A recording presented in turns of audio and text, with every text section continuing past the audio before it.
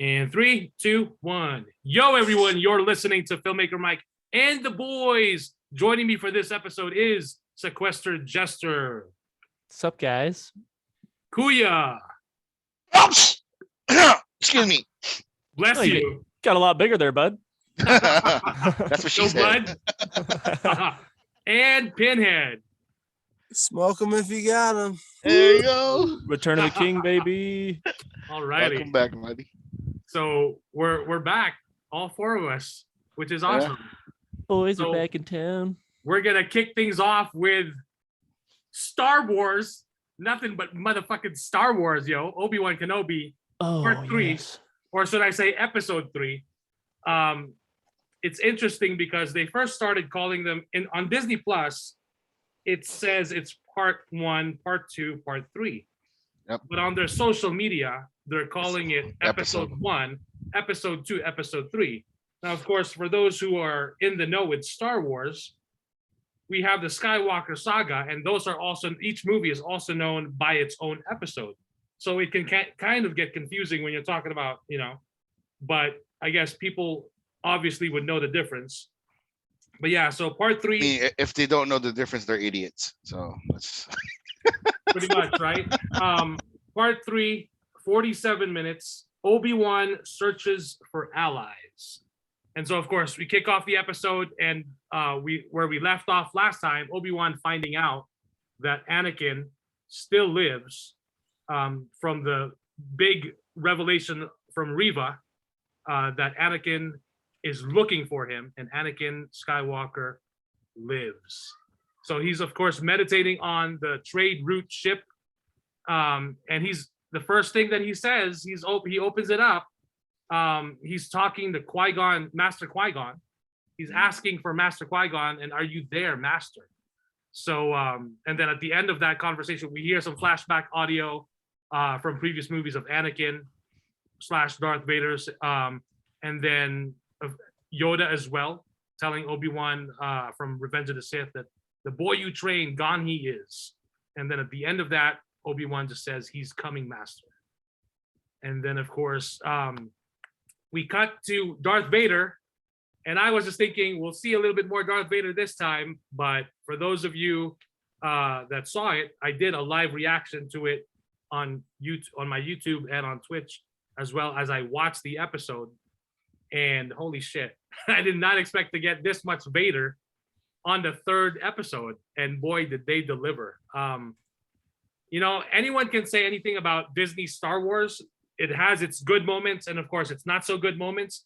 But the one thing you cannot argue is the way that it has presented Darth Vader. From Rogue One in 2016, with but a very short but very powerful sequence aboard the not the Tantive 4, right? It's aboard the, what ship was that? It's not the Tantive 4. Are you talking about episode 4 here? I'm talking about Rogue One. Because when Vader boards that, when he boards the ship, it's not the Tantive 4. It's the ship where the Tantive 4 is. Like yeah. I don't know the name of that ship. I just know it's one of the Rebel capital ships. Right. Because the Tantive 4 is docked in there. Right. And then, of course, as Vader, starts hacking and slashing and fucking using the Force and fighting all these rebel troopers, one of the rebel troopers, like they're handing off the data disc, and one of the rebel troopers says, pull it, or he pulls the ejection lever, which ejects the whole ship from that other ship. But anyway, that was one of the biggest highlights of Rogue One, with, because the last time we all saw Vader on the big screen was, of course, Revenge of the Sith. And his very last line was him finding out that he killed Padme in his anger. And he was screaming, no, and then, but then the very last scene that we see him in is standing beside Emperor Palpatine / Darth Sidious, overlooking the construction of the Death Star. But that was his last line when he screamed no. Then, of course, Disney turned it all around and reminded everyone how much of a badass Vader is. And of course, this episode just proves it. It was great to hear James Earl Jones, like literally in his prime, I'm sure they must have done something with the audio there to make him sound like even younger. But either way, it sounded fantastic. Vader never looked better than ever before. And of course, Vader's Castle, they did tease us in the concept art preview that they did about a year ago that we would be seeing Vader's Castle, and we're seeing it here, more of it on Mustafar. And of course, he's communicating with Reva, and he basically tells her, and the lines, the exact lines are pretty much, it's like almost like the writers telling us, when Vader asks Reva, where is he? Where is Obi-Wan? And then Reva mentions like the Grand Inquisitor or something, and then Vader says, the Grand Inquisitor means nothing. Kenobi is all that matters now. Is that understood? It's almost like the writers telling us, like, forget that shit. The show is called Obi-Wan Kenobi. We're focusing on Obi-Wan and Vader. But of course, I do want to share real quick, one of the writers spoke up and mentioned that they are not ignoring canon. So, of course, this happens 10 years before A New Hope. Star Wars Rebels happens 5 years before A New Hope. And one of the writers on Kenobi said that they are not ignoring canon. They are respecting canon. They're not throwing it away, or the timeline. So we're going to be seeing, most likely, the Grand Inquisitor come back. And I did forget to mention on our last show, the easiest way the Grand Inquisitor could come back is just by showing him in a Bacta tank, because we got a full season of Boba Fett in a Bacta tank, or whether it's Boba or Fennec Shand or what's his name, Deputy Boy. Deputy. Oh my gosh. I'm just gonna say Timothy Oliphant because that's the actor. I know the actor, so I'm blanking on his name now. It's Sheriff something. Yeah. Oh my god. It's gonna drive me nuts now. Sheriff dog shit. Well, he was against Cad Bane, that's for sure. Right. God. This is Oliphant. Timothy Oliphant. Because we're so into Kenobi right now, but Timothy Oliphant's character is, oh my god. Well, since we're talking about Kenobi, Cobb Vanth. There we go. Cobb Vanth. Oh my Cobb gosh, how Vanth. do I remember that? I don't want to lose my Star Wars card. Your card? You already did just now. Well, Mike, I saved it. He Mike, had you got- to look it up. Mike, oh my gosh, it's a- bad boy. Mike, it's impossible for you to lose the Star Wars card because Dave Filoni recognizes you. Oh, that's true. Well, there you go. There's my saving grace. Like, filmmaker Mike, right? I'm like, shit. Oh, There you go. You're done. All righty. But yeah, fantastic episode. Of course, when I saw Vader, like, okay, we're seeing Vader. We're not gonna get anything big yet. But sure enough, Obi-Wan is on the planet on New Mexico, it looks like. or Arizona. Or Arizona. Or man. Arizona. I thought instantly Lancaster, Definitely. California. That's exactly what I thought. I know they do a lot of shooting out there, and those cactuses, I see those every time, or cacti. I don't know however you want to place it, but Yeah. Yeah, we have those also in Arizona, so it's kind of cool. okay. Like when I saw it, I was like, "Hey, is that our backyard? What the fuck?" Yeah, Mapuzo. Mapuzo is the name of the Mapuzo, planet. there you go. Yeah. Yep. Yeah. And I like when Leia is asking about what the Force is like. And Obi-Wan just breaks it down in the most simplest, this is probably the most simple breakdown I've ever heard. But I like it. Like, it's brilliant. Obi-Wan asks her, how does it feel? Are you afraid of the dark? And then Leia says yes. And then he asks Leia, how does it feel when you turn on the light? And she says something like, I feel safe. Yeah. And then he basically says, yes, it feels like that. And I thought, wow, that's That's not how the Force works. well, he does say that too. That's That's not how it works. in the episode. No, I mean, like, I understand what Obi-Wan is trying to say in regards to, like, it's hard to explain because, like, when Qui-Gon explained it to fucking young Anakin, and which turned him to the dark side, was because he was talking about midichlorians and shit. You know what I mean? It's a bacteria. Right. It's a symbiote, like Mhm. that lives inside you. Symbionts. It forms a It's the symbiote, mitochondria. not a symbiote. Because that's Symbiote, right? because no, he says symbionts. They form a symbionts. The midichlorians form a symbionts with the Force, not a symbiote. Because you can imagine if they said that in Star Wars, Marvel would have been like, "Where's our fucking check?" Oh, Lucas. It didn't matter. It wouldn't have mattered. Yeah, well, that's why I just remember it was symbionts. So, but yeah, Obi-Wan and Leia land, of course, and they're basically trying to sneak out of the ship, and we get a preview of one of the droids that we will later come across with, or the same type of droid. I don't know if it's the same exact droid, but it looks exactly like it. He's a loader. Yeah, it's a loading droid. And then I thought it was interesting that when Leia is very of course, this is a little kid, he's very optimistic, and Obi-Wan says, "People are not all good, Leia." Like, he's very like disillusioned with, Yep. you know, and I don't blame him. I don't blame Obi-Wan because he's seen some shit. I mean, from within for the many years that he's lived his life. So, and then as they're walking, Obi-Wan sees a vision of a hooded figure, and sure enough, it's Anakin Skywalker. It's like a very quick, like 3 seconds, but it's Hayden Christensen.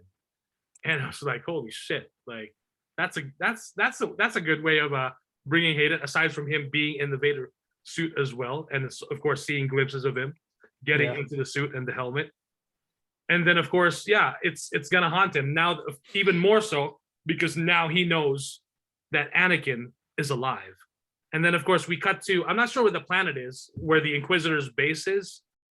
I believe that's a moon off of Mustafar. I believe It's one of the Okay. moons. It's one of the moons off of Mustafar. Which That's is what. interesting because it's full of water. it's complete opposite, which I think is funny. Right. Vader has to have the whole planet to himself, selfish bastard. Yeah, pretty much. This Pretty is much. my spot. Beat it.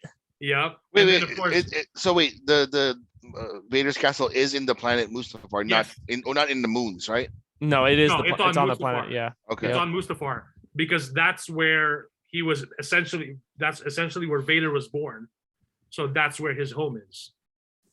It's what makes him the most angry every time he's there. Yep. Every time he looks, and I love that shot of the pan over the lava, and it's just like exploding, and I'm like, oh shit! Perfect shot of Vader's throne room, man. So cool. Exactly. Now, but yeah, now I want to build my Lego Darth Vader castle. Oh, man, that's awesome. Yeah.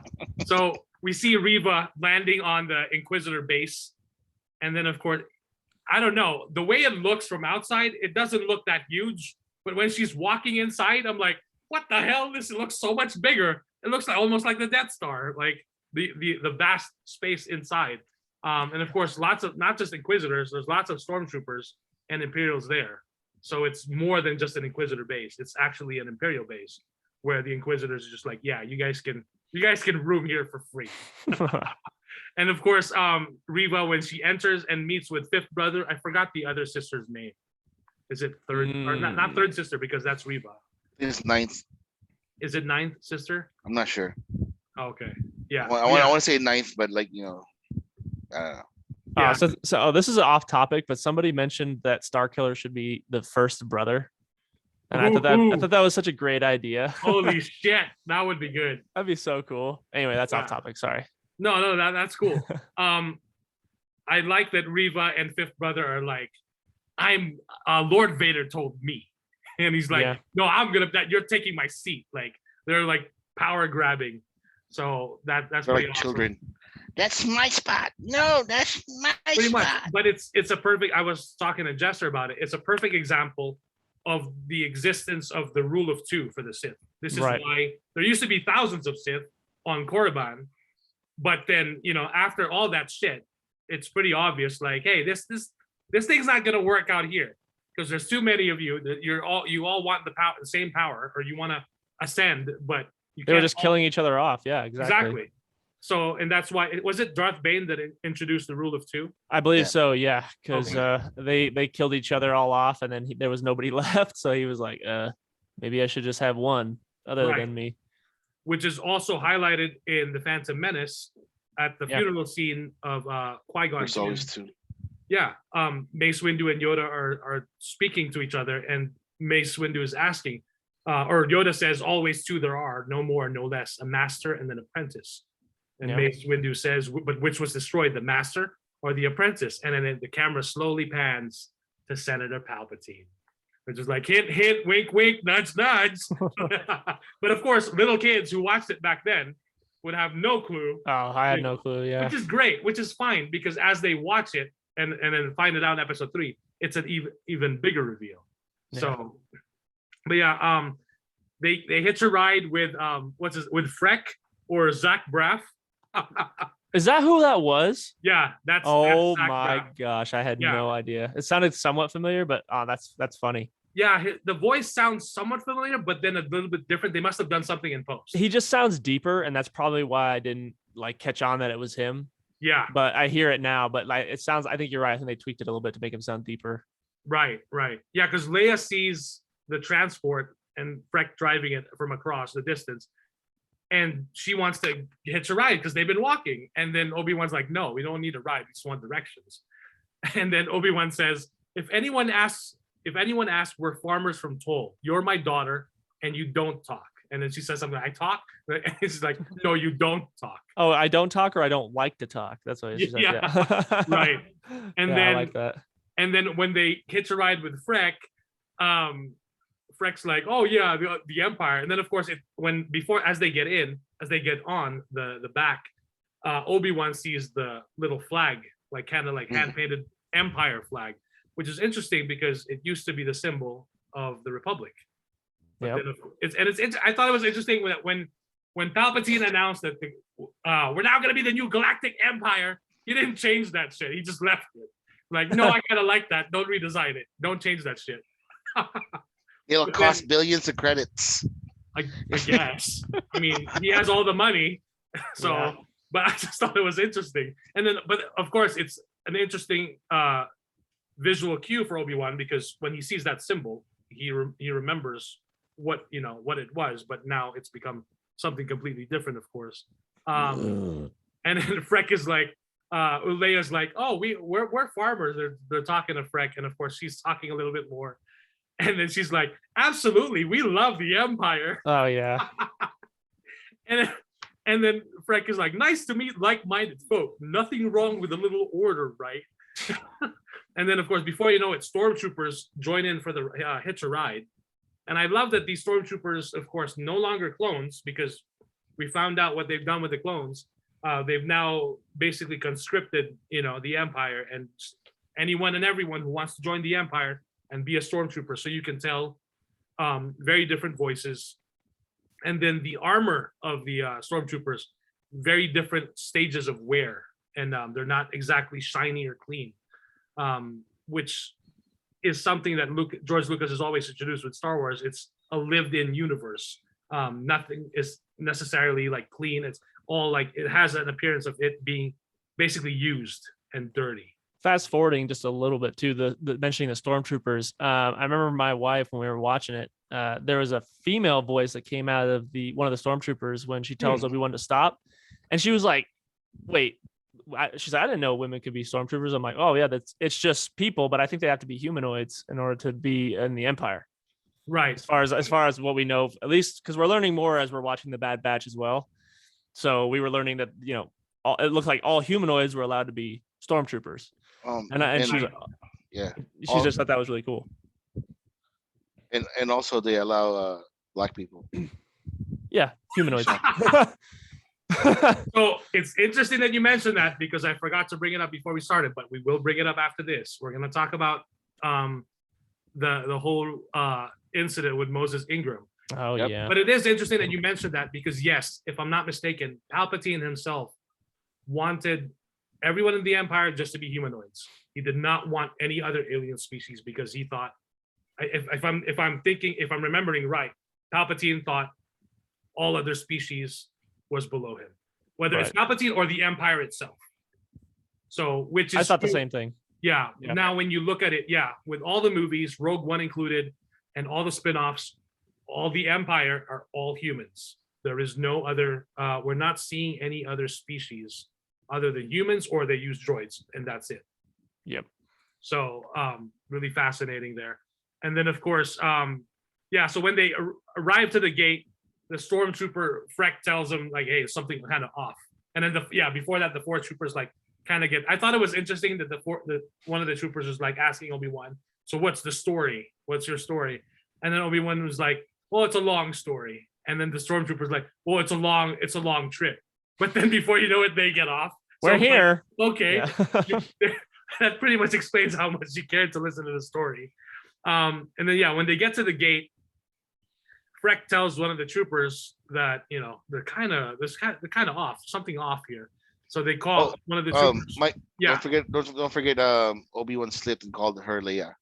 Yes, thank you. Yeah. That was a good cover too. Yeah, he did slip and call her Leia, but he recovered it well because he says like, "Oh, it's Leia was her mother's name. It's been rough. It's been hard." And I thought it was also interesting. Was it the conversation before or after when the troopers left? Leia asks Obi-Wan, "Do you know my mother? Do you know you knew her, my real mother?" And then she ask him? Are was you my it dad? first that she asked him? It was, "Are you my dad?" I can't remember what came first. That's after. That's after okay. the mother. Yeah. After the mother. Yeah. Are you my real father? And then he says, "I wish that I could say that I could say that or say so, or that I was," which is might be a small detail, small line, but a lot of people were talking about it because back when episode 1 was released, before episode 2, some of the rumors and even the shipping of the fans was that, or between also episode 2 and 3, was that maybe the falling out of Obi-Wan and Anakin would have been a love triangle between Padme. Wait. So Obi-Wan and Padme were fucking? Well, that was just the thing, right? That was saying, an assumption that people were thinking. Right. So that, and there's also the meme of like, of all the Jedi that Padme could have chosen, Obi-Wan was standing right there, right next to Anakin. But of course, it's explained in episode 1 and the connection. Are you an angel? That's all you need, baby. So, and of course, you got to be a little bit younger because Padme's a bit of a cougar. Yeah. I think So, Padme likes like the whiny little bitches, because she's very alpha, alpha centric. Who knows? She might actually not like sand too. There you go. I So sand. I thought it was interesting that Obi-Wan mentions that he vaguely remembers, because of course he explains Jedi take us when we're babies. It took me when I was a baby. I could vaguely remember my mother's scarf or shawl or something like that, and a baby. I might have had a brother. And I was like, what the shit? Like, a lot of fans are also talking about that because they wouldn't just put that line in there if probably they weren't, we weren't going to see something from it. Who knows what later on. If they did it right on The Rise of Skywalker, that would have been Obi-Wan's granddaughter. Yeah. Relative or something. I don't know about that one though. I liked the idea of it at first until I realized that, like, well, then he wouldn't be the Jedi we all thought he was, kind of thing, and that would kind of bother me a little bit. Right. Right. I mean, Obi-Wan is like what the Jedi are supposed to be technically. You know what I mean? That's who we always view as, like, when people mention Jedi, it's Obi-Wan. But then the Jedi should have been technically Qui-Gon if you want to go down that rabbit hole. But I don't know. No, right. I agree, because at first I did like the idea if what if Rey was the granddaughter of Obi-Wan or the daughter of Obi-Wan, or cool. grandniece or something related to him. Yeah, so but then I did think about it later, and I thought if Obi-Wan had a relationship like Anakin did, then it also makes him look like a hypocrite. Mm-hmm. You know what I mean? Yeah, no, I agree. And that's why I like what they did in the Clone Wars, where yes, Obi-Wan fell in love with Satine, but he didn't go further. He didn't marry her. He didn't have a kid with her. That. Yeah, he even mentions in the show that he would have left the Order to be with her, not be in the Order and with her. He mentioned that to her. Right. Like, if you said the word, I would have left 100%. Right, exactly. So. And also Kathleen Kennedy, if I'm not mistaken, in the Vanity Fair art issue that came out this month, with the Star Wars cover, if I'm not mistaken, it was her that mentioned that was in the discussion for episode in the sequel trilogy, that Rey could be related to Obi-Wan, but she said if they went that direction, it would have strayed away from what George Lucas originally basically set up. Well, I'm glad they didn't do that. And the story. Yeah. So I thought bravo. Yeah. At least you guys didn't go there because you still Yeah. show respect for the OG creator. I mean, the guy that started it all. So that's good. Except you could have had him on the set, like you could have had him with you. Or I don't know, maybe not episode 7 since stuff fell out, but maybe I don't know 8 and 9. Yeah. So maybe you could have done your own thing, but then maybe when stuff kind of got out of hand, he could have just said maybe we should rein it back in, or have something. I don't know. Who knows? Mm-hmm. But yeah. So yeah, when Obi-Wan and they get to the gate, of course, Obi-Wan is getting pretty good with his blaster. And did you notice that he shot first? Yes, he did. He did shoot first. No hesitation. I love it. And then when the stormtrooper even has Leia and he's like holding her hostage, Obi-Wan says something like, "No, don't." And then before he finishes, he shoots the stormtrooper. Yeah. And I'm like, wow, look at you, boy. Taking care of business. And then one of the troopers who falls down on the gate gets cut in half, the laser gate. Yeah, that was kind of cool. That was cool. Yeah, which has now become a meme. Basically says, "Damn, I was 2 days away from retirement." They were prepping us hardcore for Vader later on in that episode. They were like, let's show him a little something dark, so that way it's not a total surprise. That's true. Yeah, that is very true. Because when everyone's watching this, nobody has any idea of how dark this episode is going to get. I was shocked when the stormtrooper got cut in half. I'm like, wow, Disney's got some balls for once. And I just kind of moved on, Yeah. So, the stormtrooper basically tells them, and Obi-Wan puts his hood on. Stormtrooper tells him to step down the vehicle, and then he calls for initiate protocol 23, which sends out a probe droid. And the probe droid is there in front of Obi-Wan and starts scanning Obi-Wan. And of course, he already knows that he's going to get identified here. So he has his hand on the blaster. So, but of course, and I'm like, can nobody see that his hand? But then again, he's wearing his big cloak. So you just can't see his hands immediately. Also, the stormtroopers' peripherals, they can't really, Yeah. They actually have to look up and down. Right. But then, of course, as soon as it recognizes Obi-Wan and sends an alarm, that's when Obi-Wan shoots it. And then, of course, the action happens. But I do like that he doesn't shoot Freck. He just knocks him out. Yeah.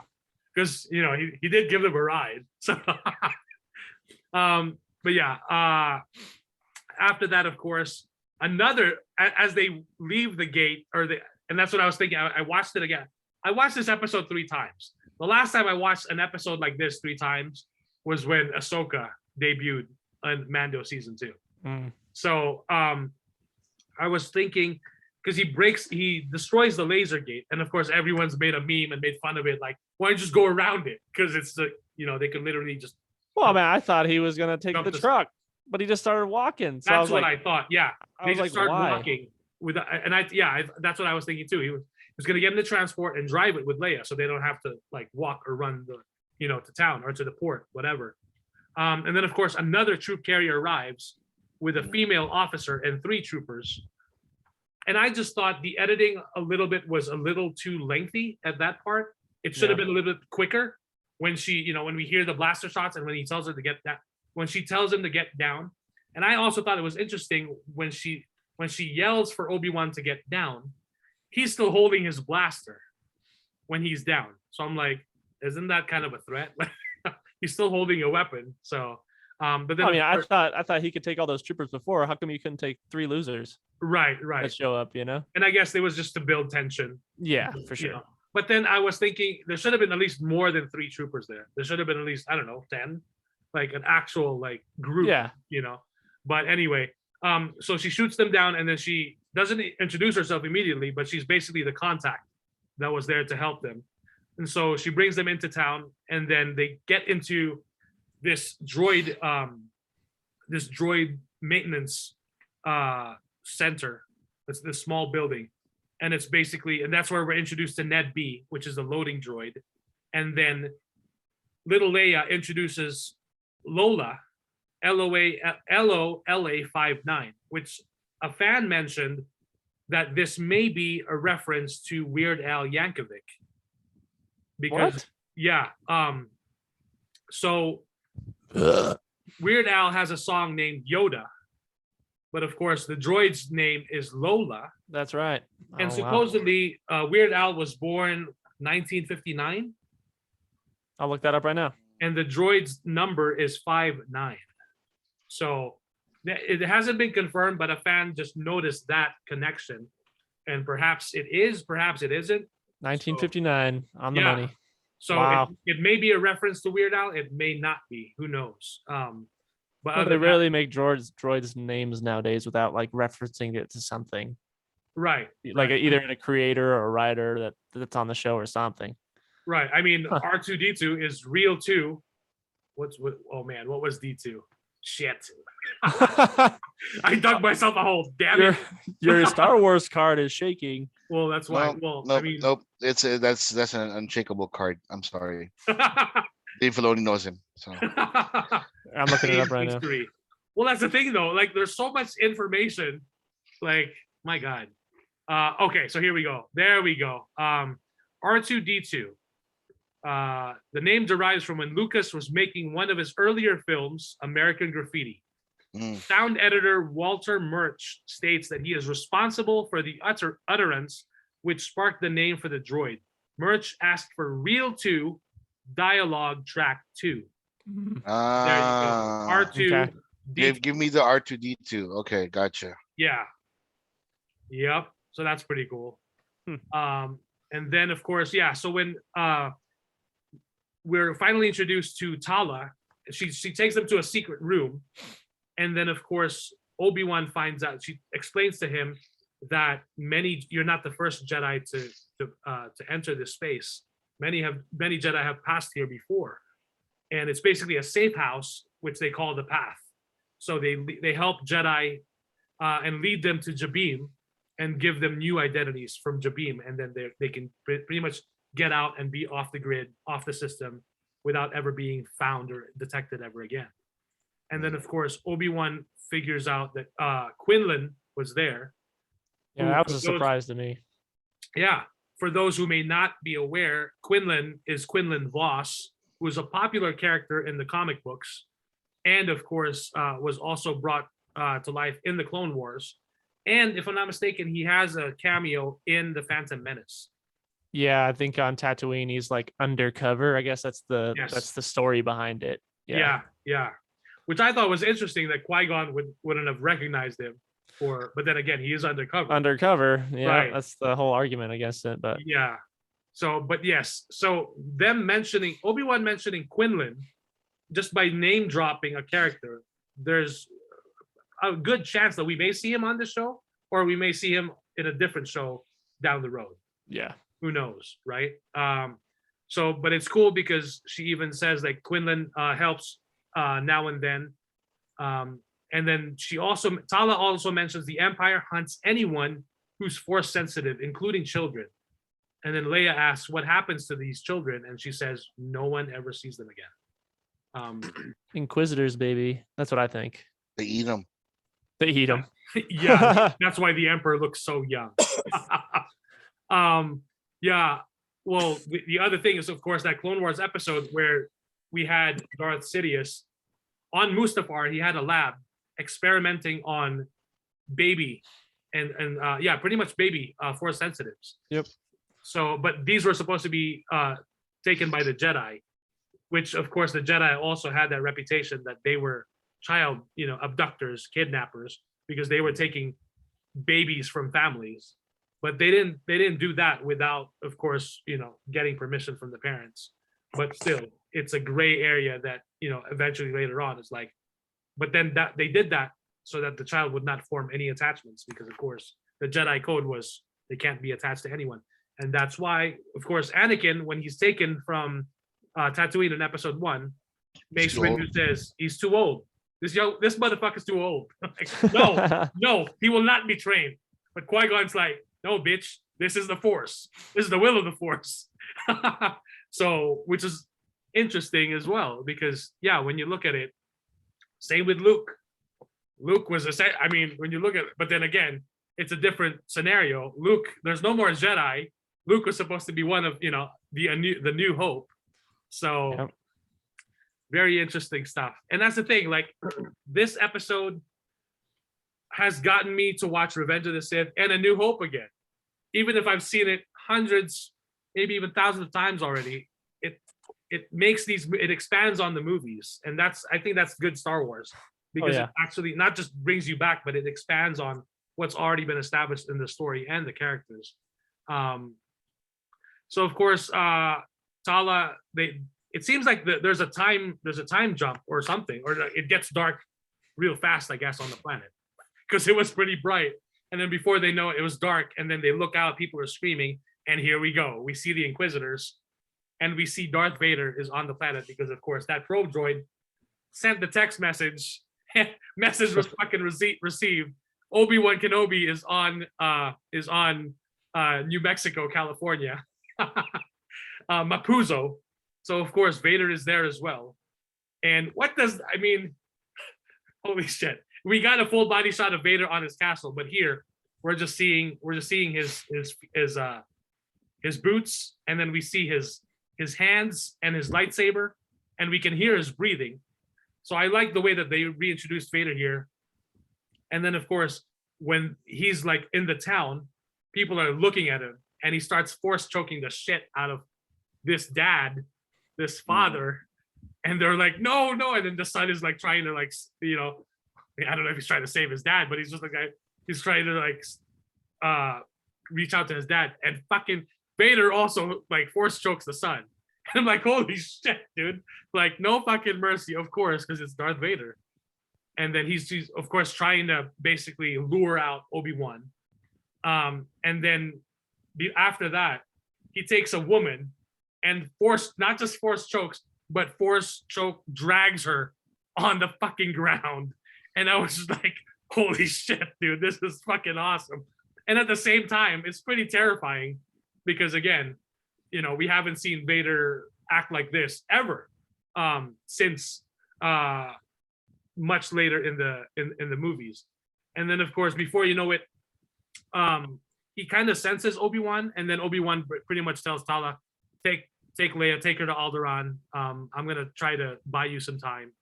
And then before you know, Obi-Wan is running, and then as soon as he's basically in the dark, right? Or no, he's running away, and then he comes across Vader, who is standing right in front of him, and Vader ignites his red saber, and Obi-Wan is just like looking, and then he runs away, which is like, okay, I guess we're not ready to fight yet.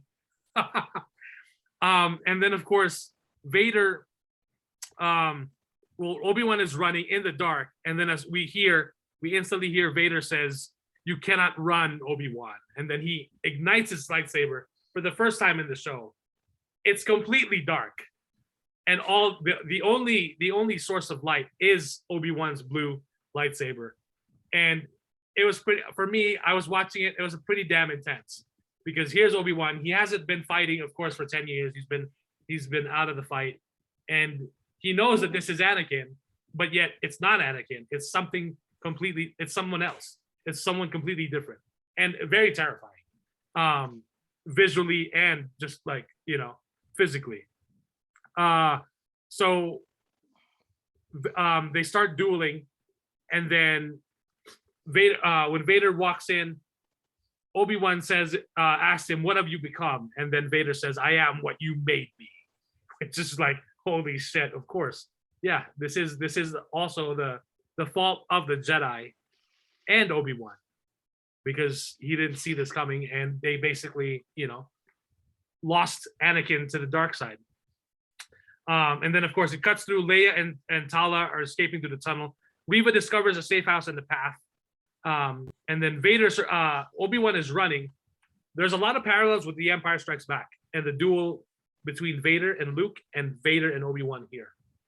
In Empire Strikes Back, there's a part in the scaffold or the catwalk before they go out in the catwalk before the "I am your father" spoilers. It's just quiet. Luke is basically like walking slowly. You don't hear anything, and then before you know it, you see and hear Vader's lightsaber slash in front of Luke, and Luke like dodges it, and then you hear Vader breathing. Like his breathing is very fast, very labored. And I was like, holy shit, he was holding his breath. Vader was actually holding his breath. And for him to hold his breath must be very painful. But yet it's something that he's probably already also mastered. But it could also be painful at the same time, but he could be tapping into the dark side to kind of help him hold his breath. But for him to hold his breath, already being in that suit is already something, you know.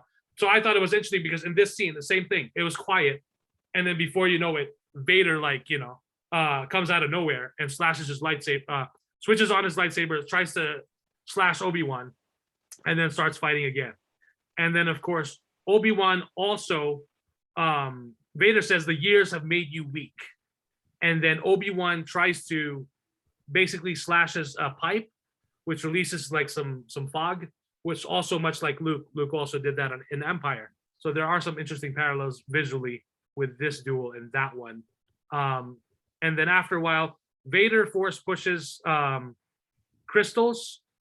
It looks like fuel crystals or something, right? It's something ignitable. Yeah. So he pushes it. Well, he force pushes Obi-Wan, and then he holds him. He basically force chokes or holds him up. Obi-Wan is stuck, and then Vader force pushes this big container of some kind of ignitable crystal, and then he says, "Now you will suffer, Obi-Wan." And then he ignites with his lightsaber. He ignites those crystals, and he pretty much turned Great Value Mustafar right there on fucking Mapuzo. And I'm like, holy shit, what's happening, man? And he drags Obi-Wan in the fire. And I was just like, holy shit, bro. Yep. But I thought the same thing too, because it was clever how they gave him all those burns where you don't see it in A New Hope because he's always wearing a robe and stuff. I was like, it's right. Clever. Right. And it makes sense because what happened to Vader, you fucking left me for dead on the shores of Mustafar. Now I want you to suffer.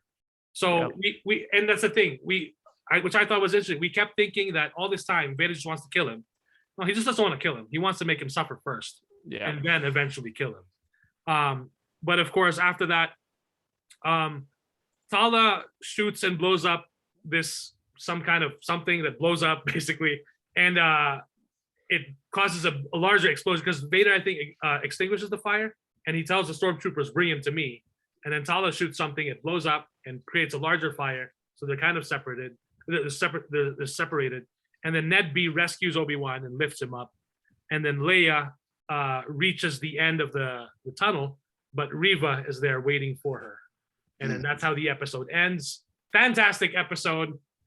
It blew my mind and my Star Wars undies. So I'm ready. I'm ready for 4, 5, and 6. Oh man, I'm ready for 5. And there's rumors that we might get a season 2. Yeah, I'm all for it as long as it's good. And there's good story to tell, go ahead. But if this is it, I'm also fine with it. But then again, I don't see how you can't capitalize on Ewan McGregor performing fantastic work here, you know? And the fact that we also know that Hayden is going to be back for Ahsoka. There's also rumors that Hayden we may get a Vader spin-off series or movie. Whatever happens, it's fantastic because we have Hayden Christensen back. So what are you guys' thoughts on the episode? Well, I guess I will say that this is the only time so far that Reva has seemed somewhat intimidating when she grabbed Leia. Like I don't know, she was just better this episode, and maybe it had something to do with the fact that she was fighting over power with the other Inquisitors, because for me, I don't know why, I like the fact that they're too busy fighting over their own problems. They don't really care what Vader wants. They just want more power. So them fighting over power to get closer to Vader, because Vader is the ultimate, power in their eyes, I think is really, really cool and causes a whole nother dynamic that's going on at the same time. As far as an Obi-Wan Kenobi sequel goes, like, if their only reason for doing it is because of money, then like it's kind of rough for me to be like, super excited, because what good has really come out of greed, especially with the sequel trilogy, and that's just my personal opinion. But again, they were talking about how the original villain was going to be Maul for Kenobi, and like that'd be cool if they want to go back to their drawing board with that stuff. I'm down with it. And like Mike was saying, if it's good, I don't care. But I guess I'm holding back excitement because that kind of worries me a little bit. But other than that, a Vader series I think would be fantastic, especially with Hayden here. But the episode, I'd say this is the best episode, obviously, so far. It's nice to see that Disney is finally going dark after Rogue One, because they kind of just tiptoed around everything after Rogue One. And I don't know why, especially after that huge fan response after the hallway scene with Vader. So again, it was nice to see that. It was nice to hear, again, out of all the names to pick of surviving Jedi, I thought it was odd they picked Quinlan Voss. And I just think that it's great because I thought he was a great character. We got to see him a little bit in Clone Wars when he was like, made quote unquote canon, I guess. So I kind of hope we get a spinoff with that guy. I would like a Quinlan Voss show. That'd be really cool. That's the Tarzan looking one. Yeah, he has the I think it's his species, but he has like the yellow war paint under his eyes across the face. Okay. And he has dreadlocks, and he The was one that acts like a Tarzan, right? Like the one that looks like swinging and jumping off of vines and shit like well, that. I mean, he's very the Jedi didn't really like him per se. I wouldn't say that Obi-Wan really liked him. I mean, I'm sure now he likes him, but in the Clone Wars, it didn't seem like he seemed like Obi-Wan was annoyed with Quinlan because Quinlan is very like arrogant, showboaty, and he has, I guess, his huge force ability that kind of gosh, I don't even know what it's called, but the force ability that Cal Kestis uses, that's his like own unique, where he like touches an item and he could tell like who had it and where they are. Quinlan Voss also has that force power, and I want to say that's probably where that force power was kind of introduced to Cal Kestis. But anyway, so it'd be kind of cool, and it kind of makes sense of how he would have survived Order 66 having an ability like that. So I don't know. I think that'd be a cool introduction to a character that probably a whole lot of people don't know about. Yeah, I mean, I wasn't expecting to see Vader this fast, so I'm excited. I'm excited to see it this fast. And like we were talking about on the last episode, how something has to warm Obi-Wan up, and well, those fires on the ground sure did warm him up quite a bit. So I'm sure he's ready. I'm sure we're gonna get quite the round 2. So I'm happy that it wasn't like just, all right, ultimate showdown between Obi-Wan and Vader, and the fight's amazing. Like, there has to be somewhat conflict beforehand, and I like that this is what they've done. It's not what I had in my mind. I was not expecting any of this, but I'm thankful nonetheless. And it was interesting to see like Obi-Wan just kind of like run from him the first time, and I think that I like the line I liked the most is when he was talking to Qui-Gon and he was like, "He's here, Master," or something like that, or he's coming. He's like genuinely afraid of Vader right now, right? So especially because he doesn't really know what he's dealing with as yet, because last he saw Vader, he was a frozen hot dog or burnt up hot dog on the side of the lava, So, and he had the high ground. So he did. Well, he didn't have the high ground this time. So I don't know. I thought that was great. I liked the idea of this like underground railroad protecting force sensitives. I liked that whole idea. Seeing something like that in other Star Wars media would be really cool. So I liked all that introduced. I mean, I have small nitpicks here and there, but like nothing that I would get super upset about. I mean, obviously the thing where like, why don't you just walk around the fence? Is just minor things that I think about when I'm watching it, but then I'm so sucked back into the story and what's going on that I kind of forget about it. It's like, whatever. Who cares?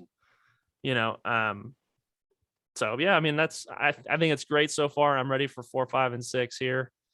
Especially after this fight. I mean, how much is he going to be running towards or from Vader? I'm kind of curious how all this goes down, and I don't really have any predictions anymore because this one kind of threw me for a loop this episode. So I think at this point I'm just going to sit back and enjoy myself, and we'll see what happens. And as far as Grand Inquisitor goes, like Mike was saying about the writer talking about how they're not ignoring canon, I'm not doubting that they were ignoring canon. I'm kind of curious. Like, I hope they kind of do somewhat tell us what happened, because I'd hate to find out in a later show than right now. Like, well, then how is he still, I don't know. It's me being nitpicky, but still, I'd like the confirmation that he's taken care of to fill the shoes again. So yeah, that's my opinion. Right. And I'll leave it at that. So I think with the Grand Inquisitor, I think the reason why they also took him out was basically to take him out of the equation for now and let Reva and the other Inquisitor, like fifth brother, like have him at it, and then later reintroduce him back to it. Whatever happens, which I thought was interesting because I'd love to see more of the Grand Inquisitor, but then obviously she took him out. But then the writer acknowledging that they're not straying away from the canon and that they respect it is pretty much saying that he's going to come back in some way, form, or fashion. Right. And I do want to mention with Quinlan Vos, there is so in this cast that we have not seen yet, O'Shea Jackson Jr., the son of Ice Cube, is in this. Oh, okay. And they're saying that he might be playing Quinlan. I wonder who voiced Quinlan Vos in the Clone Wars. I'm gonna look that up right now because I'm So I thought that was interesting. And then remember what I said?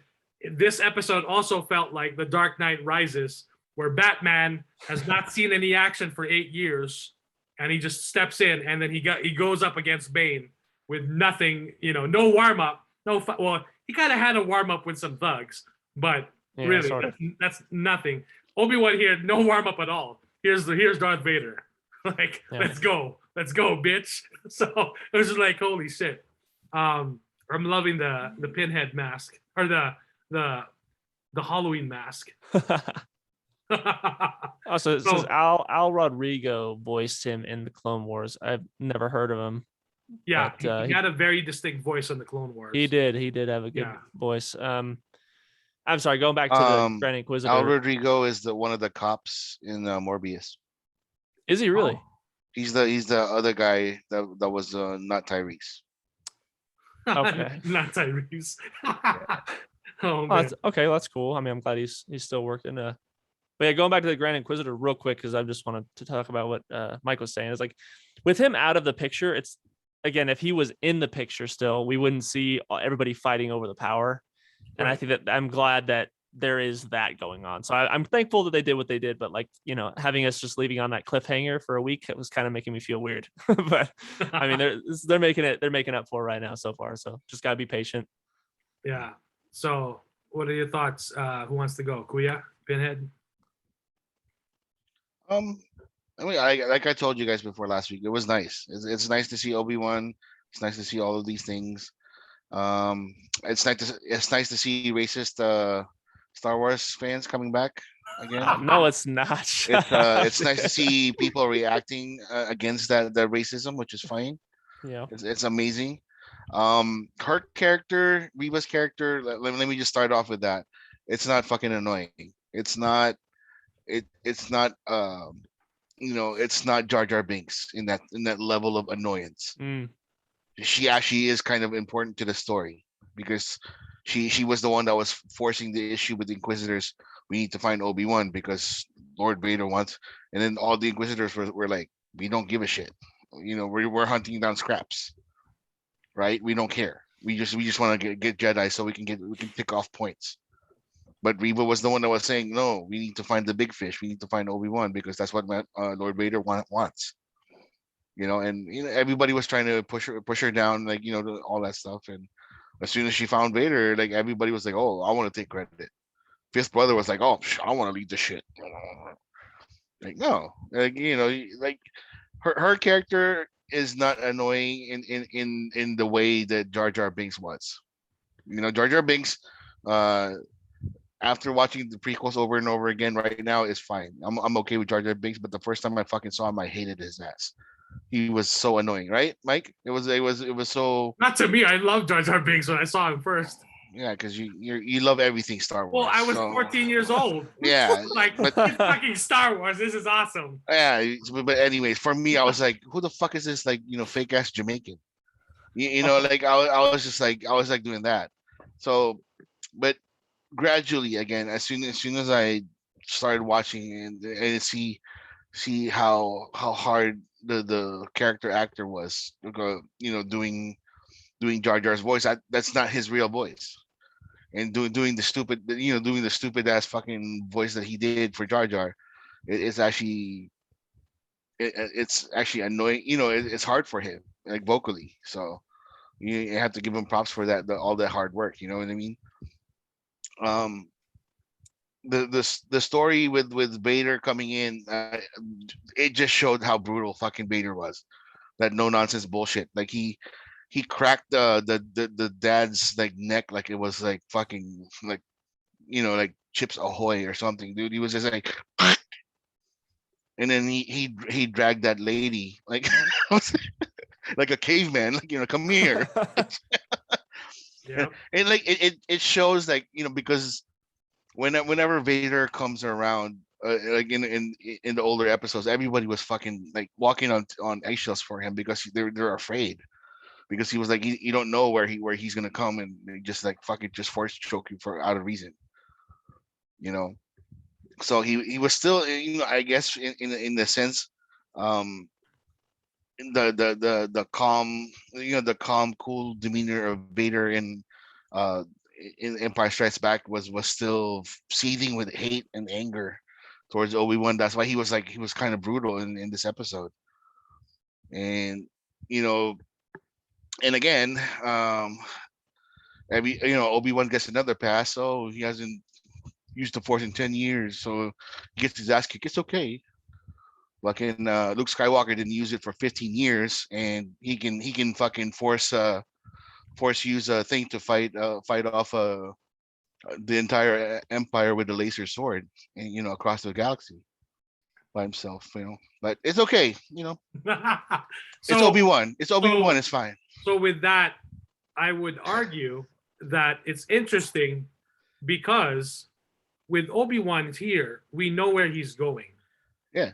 With Luke Skywalker in The Last Jedi, we didn't Yeah. know where he was going. And a lot of fans didn't like that because it's like, what's this? This is not the Luke Skywalker that I was expecting, which was I could also see. Yeah. So that's why I think this one is easier for fans to accept because Sure. they know where he's You know, going. it's the popular, you know, it's the popular, you know, it's the popular kid in high school. It's like, oh yeah, he kind of finger banged like my sister, but it's okay. He's cool. Oh my You know, gosh, dude. that's the kind of thing, like, Oh, you know. dude, shut up. No, I mean, No, come on. no, We no. talked Right? about this last time, man. Like, like last time you mentioned this, freaking Luke Skywalker said, you know, to the hell with the Force and never used it again. Obi-Wan Exactly. has the Force, but he just hasn't worked out in 10 years. You know, he's shriveled up. He's not buff anymore. And that's fine. But it's okay. It's okay. It's okay with because it's Obi-Wan. But if it was Luke, oh no, that's not the Luke that I know. The Luke, you know, but it's okay.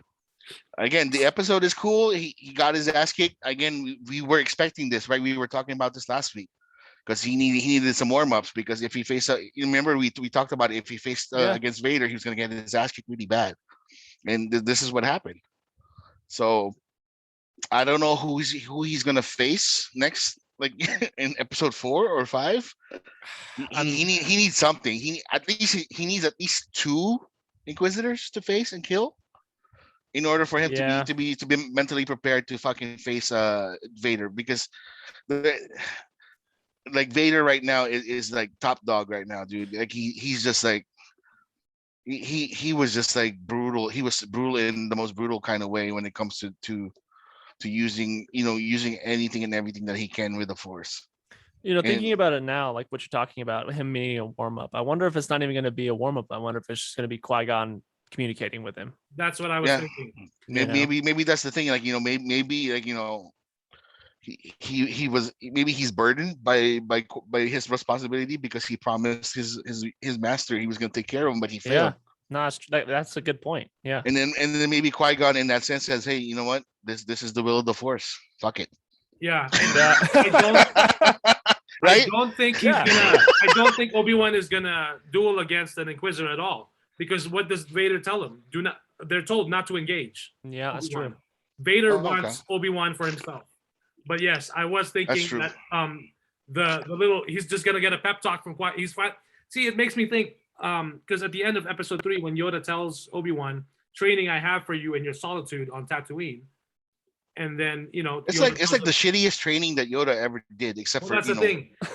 It's making me think: has he spoken to Qui-Gon already before, and then it just stopped? He just stopped speaking to him because he kind of like stopped using the Force, or is this going to be the first time he's going to actually speak to him?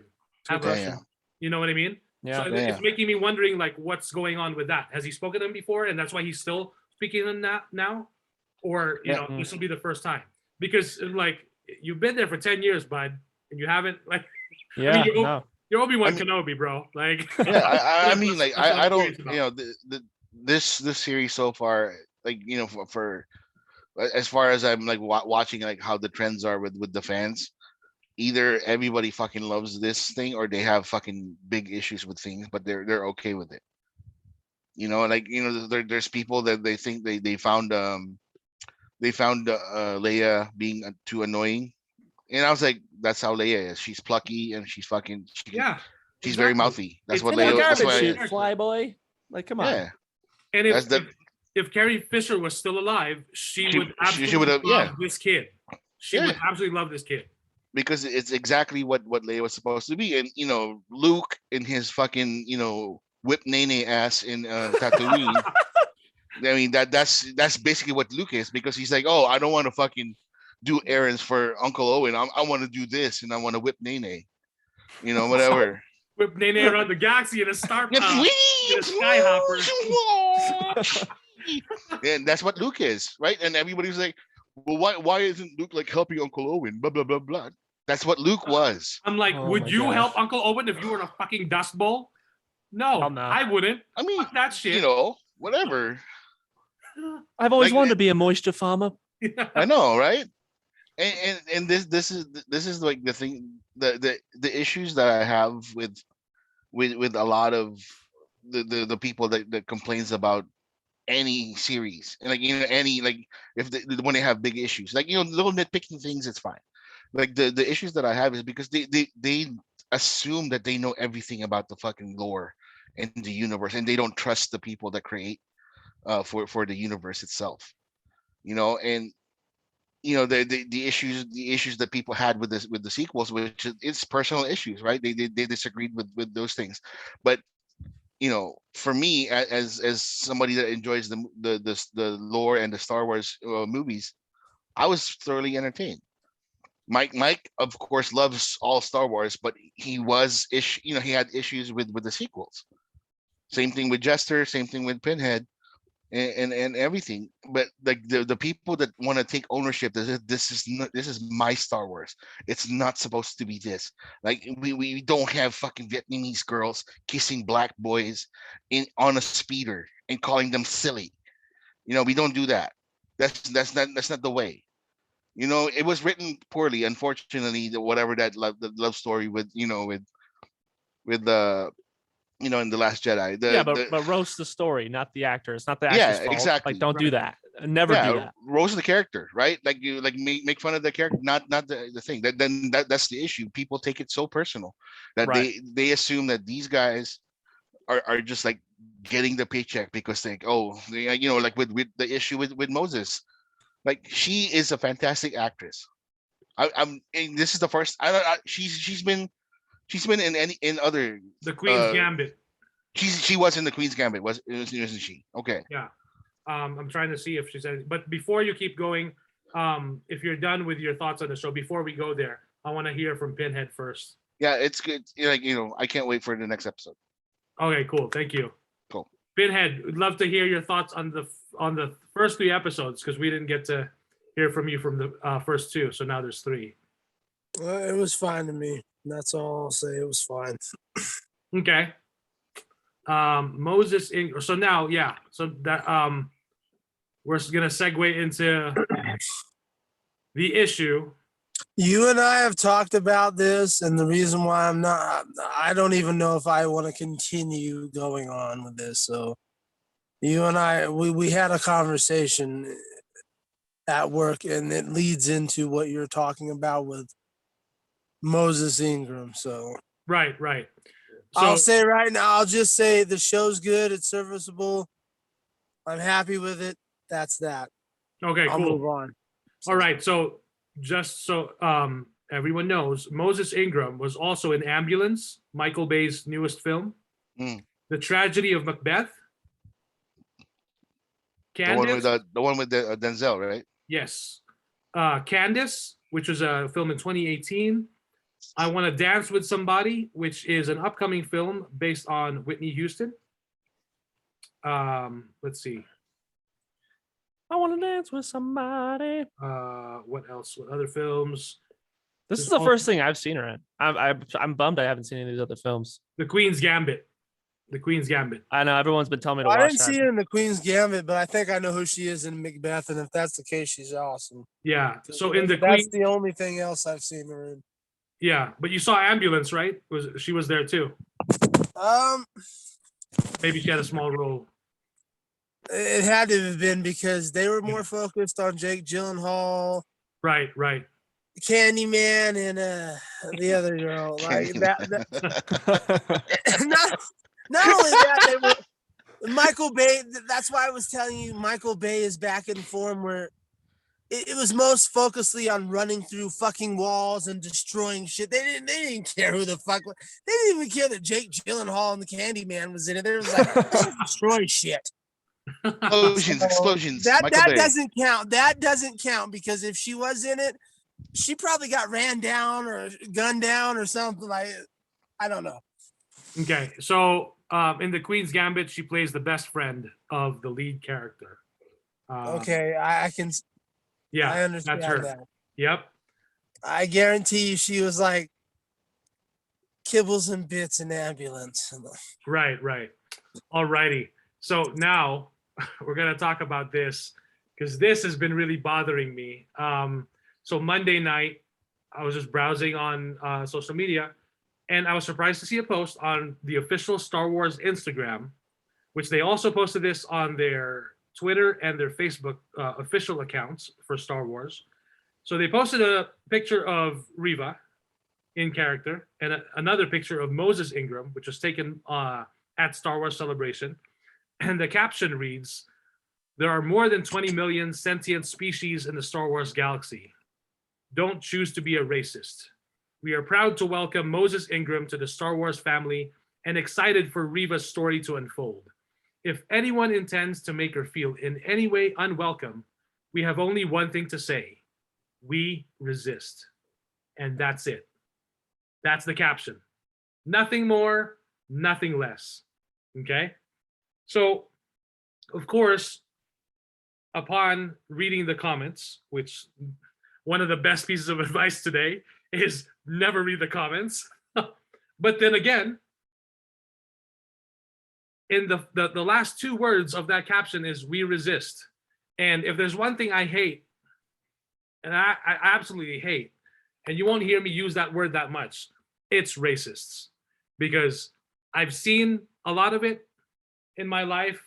I've seen more of it within the last few years. And I will not stand for it.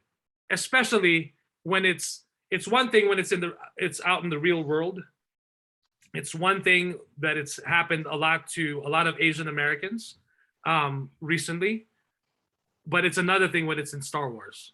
Not too long ago, of course, we had the sequel trilogy, and yes, we can call out Disney as we see it, because when John Boyega was cast in 2015, when that teaser trailer was released on my birthday in 2015, November 28th. And the first thing that pops up is John Boyega. And for people who don't see color, they're just like, what is this? Why is he a stormtrooper? All these things, there was a lot of racist comments and hatred for John Boyega when he was cast for The Force Awakens. Kelly Marie Tran we didn't really see much of it until the film was released for The Last Jedi. But then arguably, again, it also happened the same for John Boyega. But John Boyega, I think that one happened initially upon the release of the teaser trailer. For Kelly Marie Tran, she did not get the hate and vitriol until the film was released. And she had an Instagram account and people attacked her. And she ended up deleting it and just stopping it because it wasn't worth it, right? And yes, we can argue that why a lot of people argued that why is Disney and not Lucasfilm or whatever, why is Lucasfilm or Disney doing this now? Why didn't they stand up for John Boyega? Why didn't they stand for Kenobi? Yes, we can call them out. They should have done so back then, but they didn't, right? Because again, they were also navigating essentially new waters as far as doing the sequel trilogy. But yes, they should have stood up for them back then. But now they're taking a stand. And the fact that the Star Wars social media accounts actually took a stand because they actually saw this coming from what has happened in the past.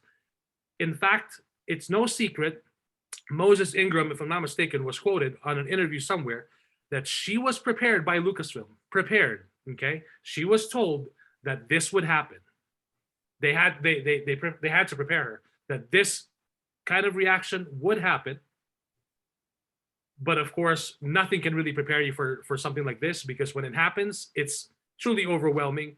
And she posted a video on her stories. She first took screenshots of some of hundreds of racist and hatred fueled messages that she received on her Instagram direct messages.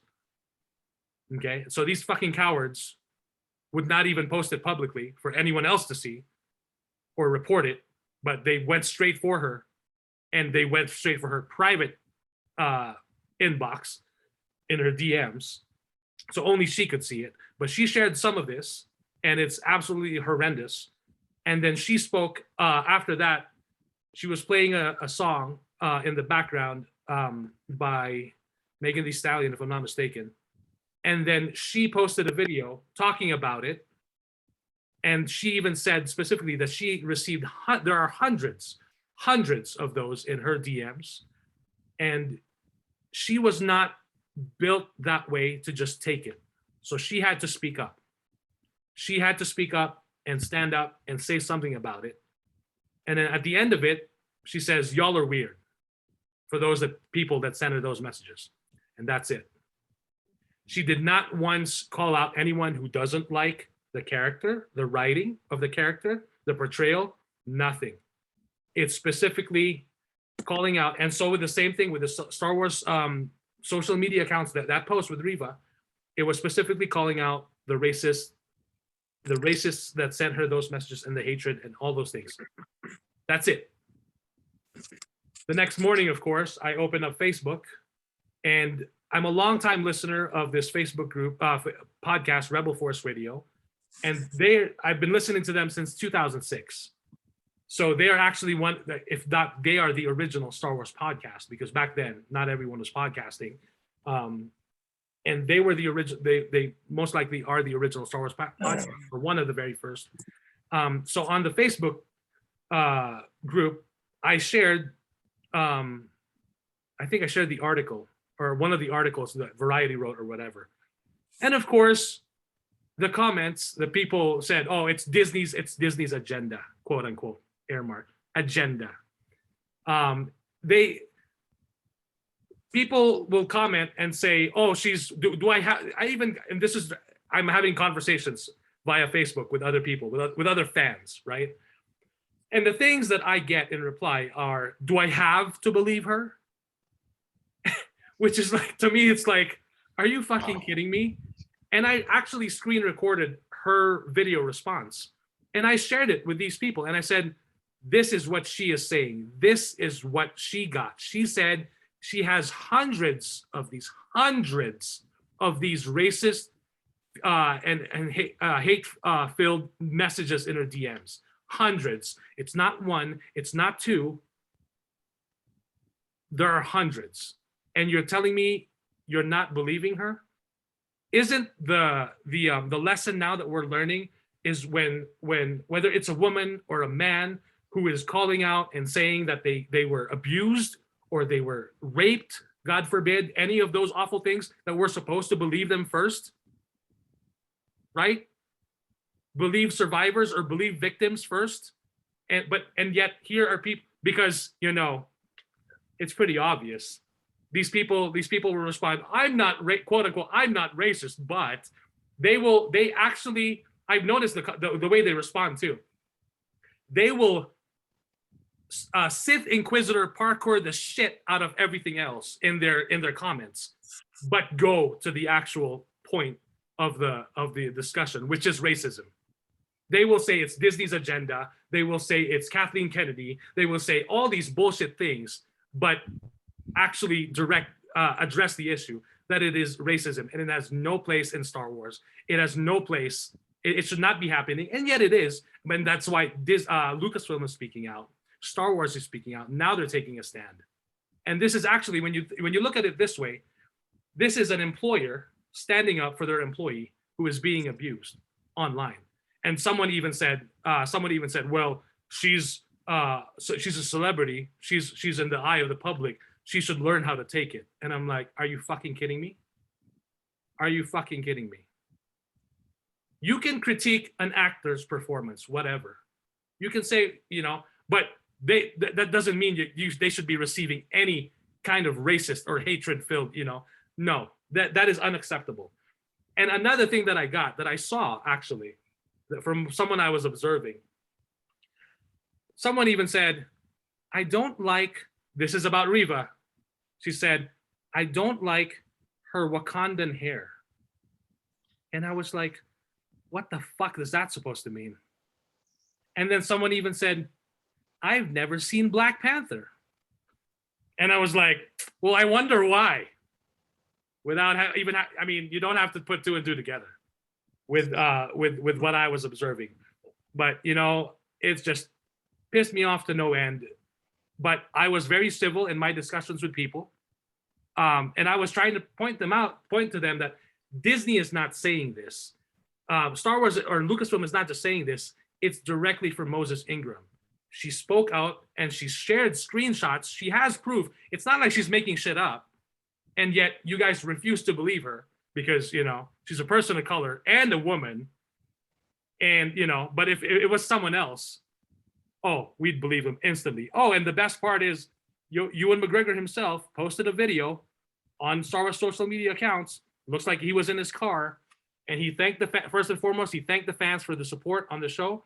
It was the biggest debut for Disney Plus. And then he actually addressed the racist hatred messages that Moses Ingram received. And he said, if you do that, if you sent that, you're not a Star Wars fan in my mind. And he explicitly backed her up and even shared that she is an absolute fantastic actor.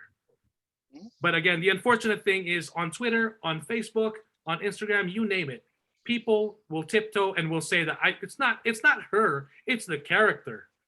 And yet a lot of people also said, since when do we judge a story or a movie, a series, 2 episodes, 1 episode in, and we say, oh, that's it, it's bad, right? One of the stunt actors, if I'm not mistaken, the stunt performers for Vader also posted, his name is Demetrius Bistrevsky, said, you never read the first chapter of a book and immediately critique and write reviews of the book based on the first few pages of the story. It's funny how people immediately do that with TV without understanding the need for proper exposition and pacing to truly have an emotional arc and investment in the characters. Tisk, people, grow up. Be patient. Pay attention to the details. Your fuming laziness is a toxicity to those who want to enjoy a pure experience. So, but yeah, other than that, I'm trying to think of what else I witnessed and experienced. But the other day, a friend also shared the whole thing with Moses Ingram. And then, of course, again, it went back to comments as Disney is chasing clout because the show is not doing well, supposedly. But I don't know. I mean, you with a brand like Star Wars, I think it does well on its own, irregardless. It's pretty well known around the world, not just the country. So I don't know. And the fact that Disney pre-planned all of this, orchestrated this, or that Disney hired her because they knew they would get this that kind of reaction. Like, really? Like, you guys are, I don't know, you guys are fucking nuts. I mean, I know there's things out there that we should kind of pay attention to, but and we should think about. But this is one of the, like, can we just enjoy Star Wars? But of course, you know, we gotta tear it down, and not just it, but people itself and actors. And you know, I do also want to say Ahmed Best, the guy who played Jar Jar Binks, not too long ago, spoke up about what he experienced when he played Jar Jar Binks. And for many years, he was depressed, he was suicidal, and he was in a terrible situation. But yet, you know, he found a way to pull through and to get out of it. And now the fans are overwhelmingly accepting of him. And then, of course, there's also Jake Lloyd, who got bullied in school when he was playing Anakin. And there's also I guess some quote unquote fans who are coming after the young actress that plays Little Leia, which I don't get. Like, really, are we stooping down to this? It's just ridiculous. So while I'm looking for that, hold on, I'm almost found it. It's the fans that want to claim ownership to the fandom, and because they know everything about all the stories and stuff, so they take ownership. They assume that they know more than what, you know, where the direction is going to be at. You know, that's the issue with a lot of things. A lot of people assume, you know, in the sequels that Plagueis was going to play a big part and Snoke was Plagueis, but then like that fucking thing never happened. So everybody went into an uproar. But you know, but back to Moses again. Like I told you earlier, I was totally against Jar Jar Binks as a character because I found he was very annoying. But then I realized when George Lucas was talking about Jar Jar Binks, he said this was for the kids because the story was for the kids, and the kids love Jar Jar Binks. And I was like, for me, and I'm like, fine, he's annoying as hell to me, but he's part of Star Wars, so fine, I'm okay with it. And then the more you read into Ahmed Best, right? That's the voice actor, right? Yeah, the actual performer too. Yeah, the more you read into like how difficult it is for him to do the voice that he did, all that shit that he had to go through in order for him to pull off Jar Jar Binks. For me, I was like, wow, he literally laid it on the line just to entertain fucking people. And I felt bad when I was like thinking, oh, I fucking hate Jar Jar Binks. I can't stand. You know, like now watching him, I'm like, oh yeah, okay, here comes Jar Jar's Misa Tinka, you know, all that stuff, and I was like, okay, you're trying to just base it off of something that you were familiar with it in the beginning, so it wasn't really condescending. It wasn't really, you know, you're not making fun of like a people or anything like that. You were just, you know, you were thinking that this was gonna be the voice for the person or for the character, and it clicked, and it worked. You know, I don't know, man.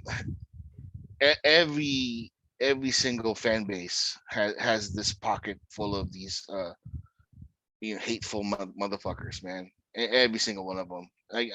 We can't fault, you know, we just need to like call them out where they stand every single time. It doesn't matter if it was Star Wars, Star Trek, Lord of the Rings, fucking, you know, DC, Marvel. It doesn't matter who they are. Any sort of toxicity like this when it comes to like attacking the people or the actors itself versus the character that they don't like, you know, then that's an issue in regards to like, you know, to somebody's mentality, man. So that's fucked. So I hope everybody, you know, I hope Moses is in a good place. Like she's a fantastic actor. You know, she's great. I hope to see her in more projects. Hopefully, again with the character, if Reba survives the series, I want to see her in Ahsoka. I want to see her in some of the other projects because again, the character itself is, like she has reasons for her intensity. She has her reasons for her to do these things, and then like the stunt guy said, there's reasons for instead of assuming like, oh, this is this is what's gonna happen. Let everything fall into place, so to speak. So again, I wish the series well, man. Like, I'm entertained by the series. So if us four are the only people that are gonna be watching it, they're gonna have the most loyal four people. So I'm entertained. You guys are entertained with it. If nobody else wants to do it, if they still think they suck, like I'll post everything on social media saying like you guys need to watch this because it's entertaining. Yeah. So a few things I want to add. So one of my buddies, Will, he posted the same thing that the Star Wars posted, and then he said, "Yep, Star Wars fanboys need to chill the f out with the racism and stop trying to hide that racism with it's the acting and the character because no one is buying that bullshit, especially in this case." Moses Ingram is killing it as Reva, the third sister. It's 2022. Can we stop with racist fanboy gatekeeping already? And then, of course, he got comments from his friends. And one of his friends said, "I feel like Disney is really gaslighting this.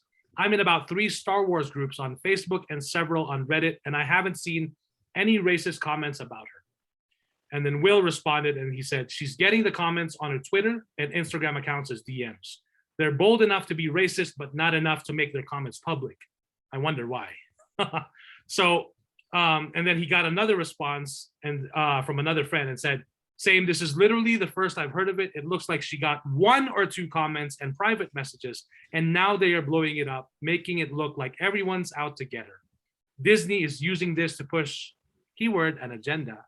Dude, and get money this month because Disney is scrounging for scraps. They need money this month, guys. Because I don't know, they don't have parks, Disney parks worldwide, right? And they're not only selling merchandise up the wazoo online and in stores everywhere and licensing. They're really scrounging for scraps, guys, this month. So they really need the money. It's a scummy thing to do, but Disney gets worse and worse every day, unfortunately. So here's where I stepped in. So I said, she received hundreds of racist and hate-filled DMs. And then this other guy responded and said, "That's what they're saying.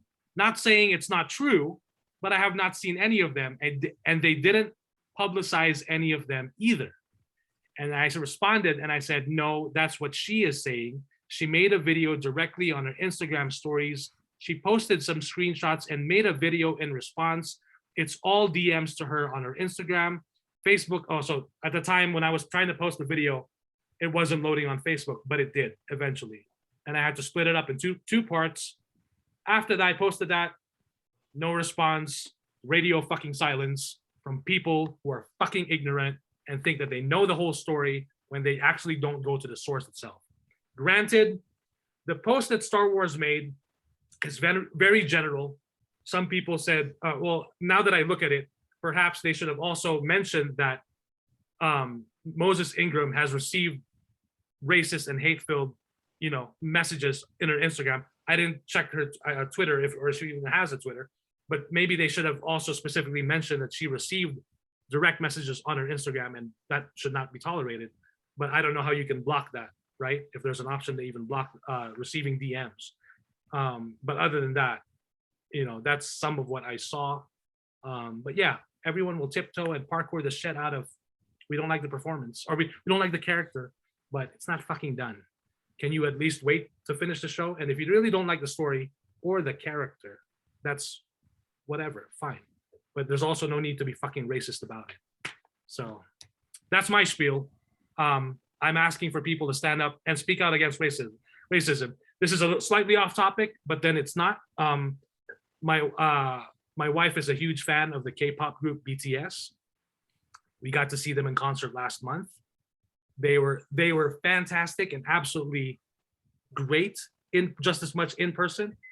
They're quite an amazing group of performers because I was very impressed and overwhelmed by the fact that they were able to, that their fan base is a broad range of people from all walks of life, people of, different different backgrounds and age groups, and yet they perform and they send a great message of positivity and love.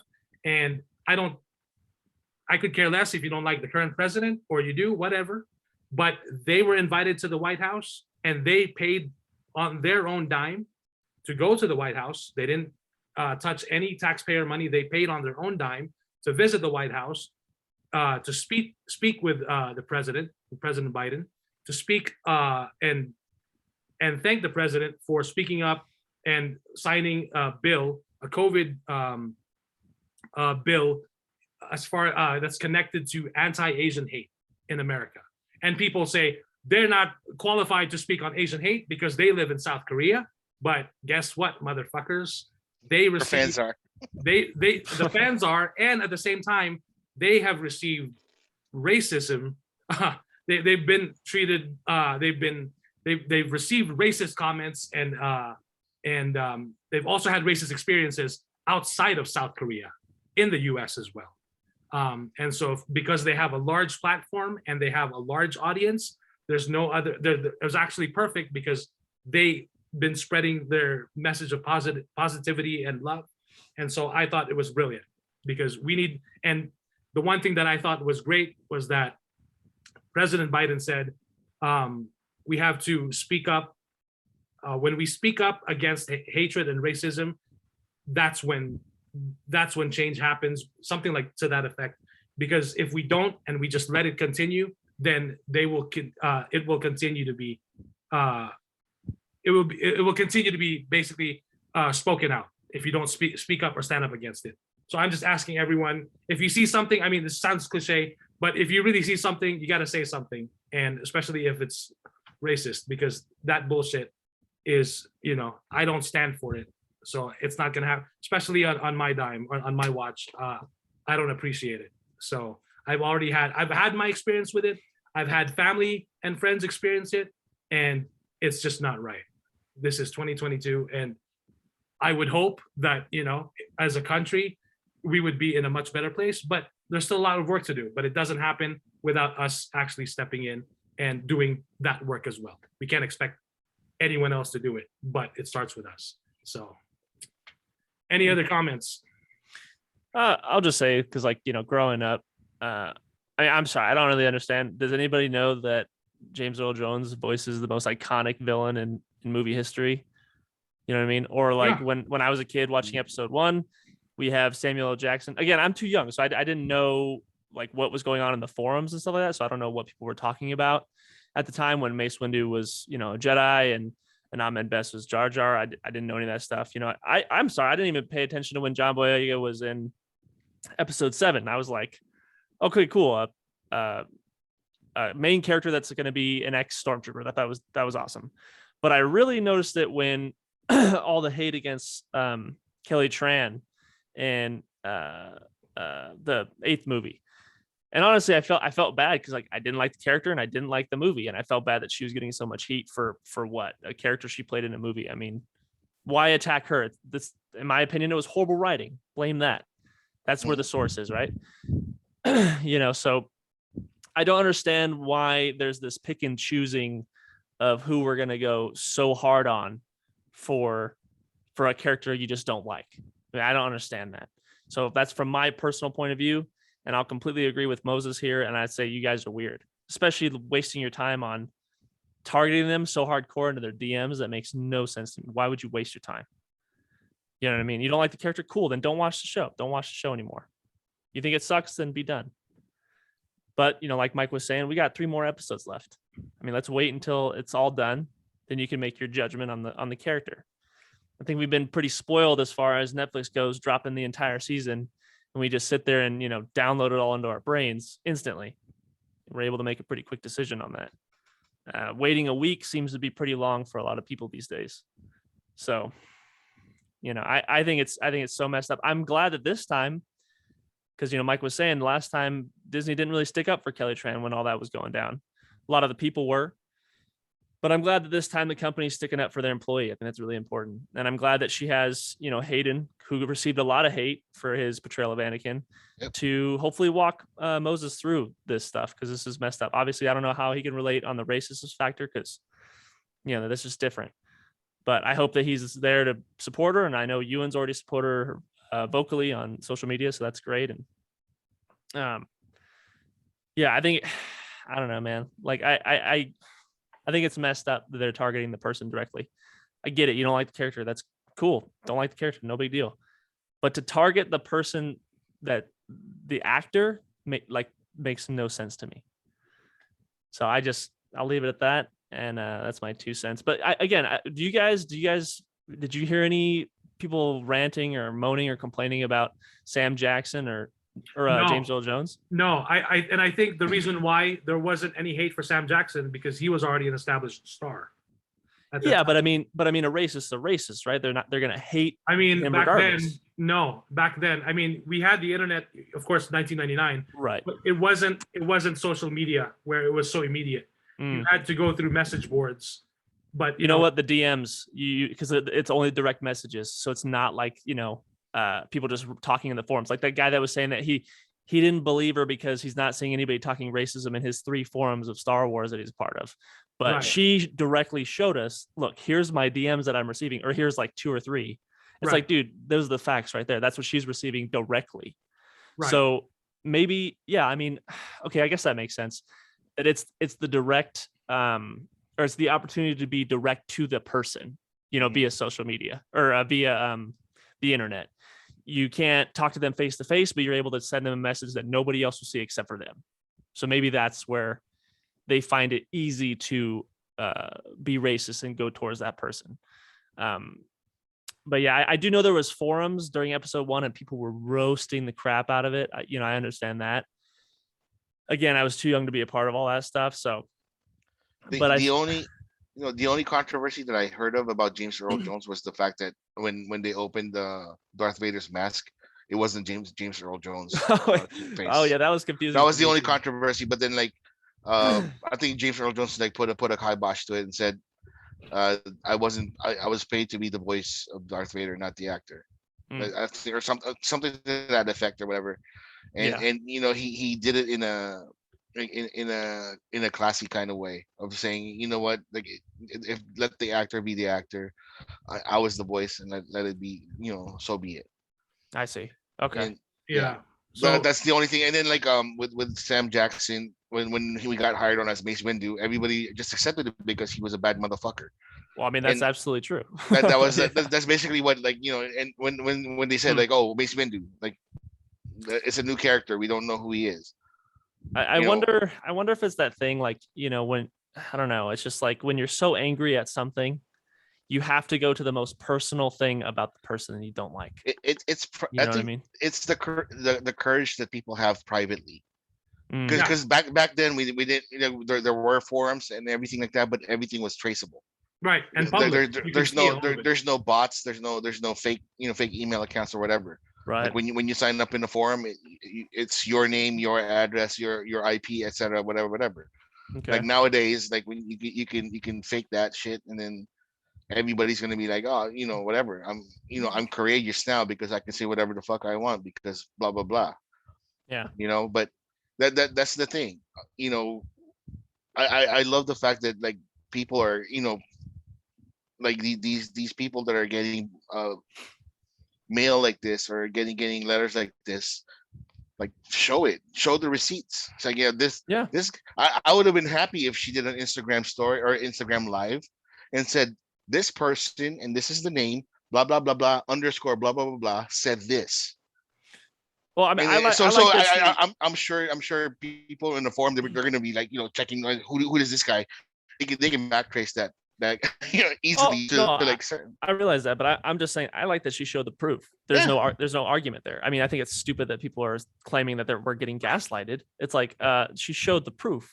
And that's the thing. That's the thing. It was plain and simple. Here's what's happening, and this is terrible. We should be done with it. This is bullshit. We should not be supporting this shit, right? You know what? And I think I'm sorry to interrupt. I'm just going back to what you're saying about how Star Wars Twitter post was very vague. So I wish they showed the proof right there. I'm sorry, show the video that she posted and then say what you say. You know what I mean?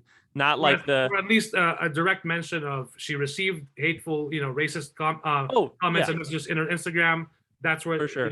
Yeah. For sure, And something. then the other thing I want to mention is that some people also said they should not be handling it like this. It shouldn't be done like this. And my question is, how else will they handle it? Social media is the biggest way that we get I news, see. that we communicate, and that we get all of how we interact a lot of people with a lot of people from nowadays. So how else do you want them to go about it? Right, make a public conference on TV. Right, exactly. Exactly. So I also want to share real quick before I hand it off to Pinhead. I also sent Moses Ingram a DM. She also mentioned that she did receive a lot of love and support from a lot of fans. But I did send her a DM on Tuesday at 4:24 a.m. because I think it was I was still up. I just finished watching the new episode. I told her, "You are so awesome, and my wife and I absolutely love you and your performance as Reva. Can't wait to see more of you and Kenobi. So sorry for the racist haters. They can kick Tatooine rocks. May the force be with you." Of course, I didn't get a reply, but that's fine. I'm hoping at least that she saw it and she, but I'm sure a lot of other fans who appreciate and support her also sent her the same thing. And I just want to say this as well. A lot of these racist fucking trolls or haters will say that publicly, but they won't dare. Some of them will dare do something in public, but when they mess with the wrong person, they're actually shocked and surprised that they get clapped back. This is from Next Shark. This has nothing to do with Star Wars, but this is with racism. This was shared by Elmer _Cato. A woman picked on the wrong Asian on the N train this morning. She spat on her hand and wiped her saliva on a young Filipino hospital worker seated next to her. She then saw a few stars. Our kababayan, which means our fellow countrymen, comes from a family of boxing legends in the Philippines. Hashtag stop Asian hate. So mess with the wrong person. And, I've experienced it.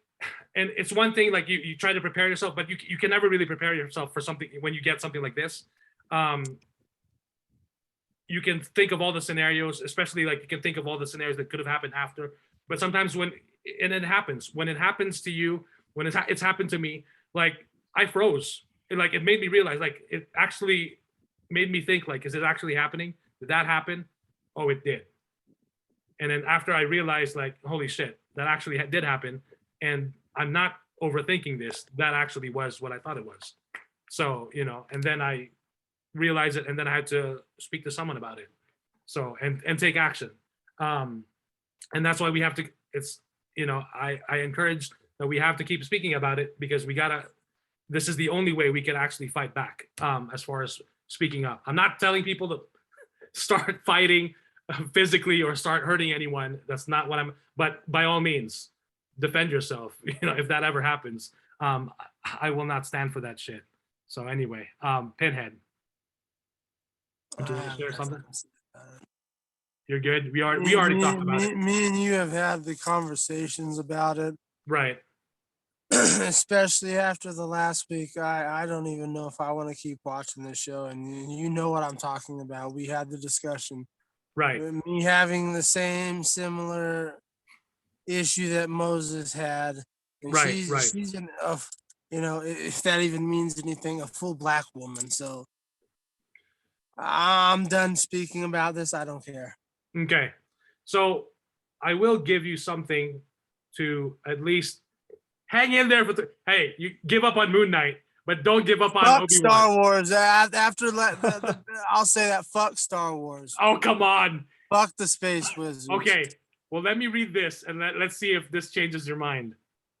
So O'Shea Jackson Jr., the son of Ice Cube, when this all broke out, he tweeted. His Twitter is @O'Shea Jackson Jr. So he basically quote tweeted the article or the thing from Culture Crave The official Star Wars Twitter account defended Moses Ingram after she received racist comments and death threats for her role as Reva in Obi-Wan Kenobi. That's important to mention that she did receive death threats. Quote, they're also basically the same caption, right? With a different picture of Reva as she's standing on one of the buildings in Hong Kong, space Hong Kong. So his quote tweet was, "Probably kills them that James Earl Jones is Darth Vader." Oh yeah, see, hell yeah. They are That's what I'm good, talking about. and here's the spicy part that I want them to hear. They are gonna love finding out what my character does. Oh.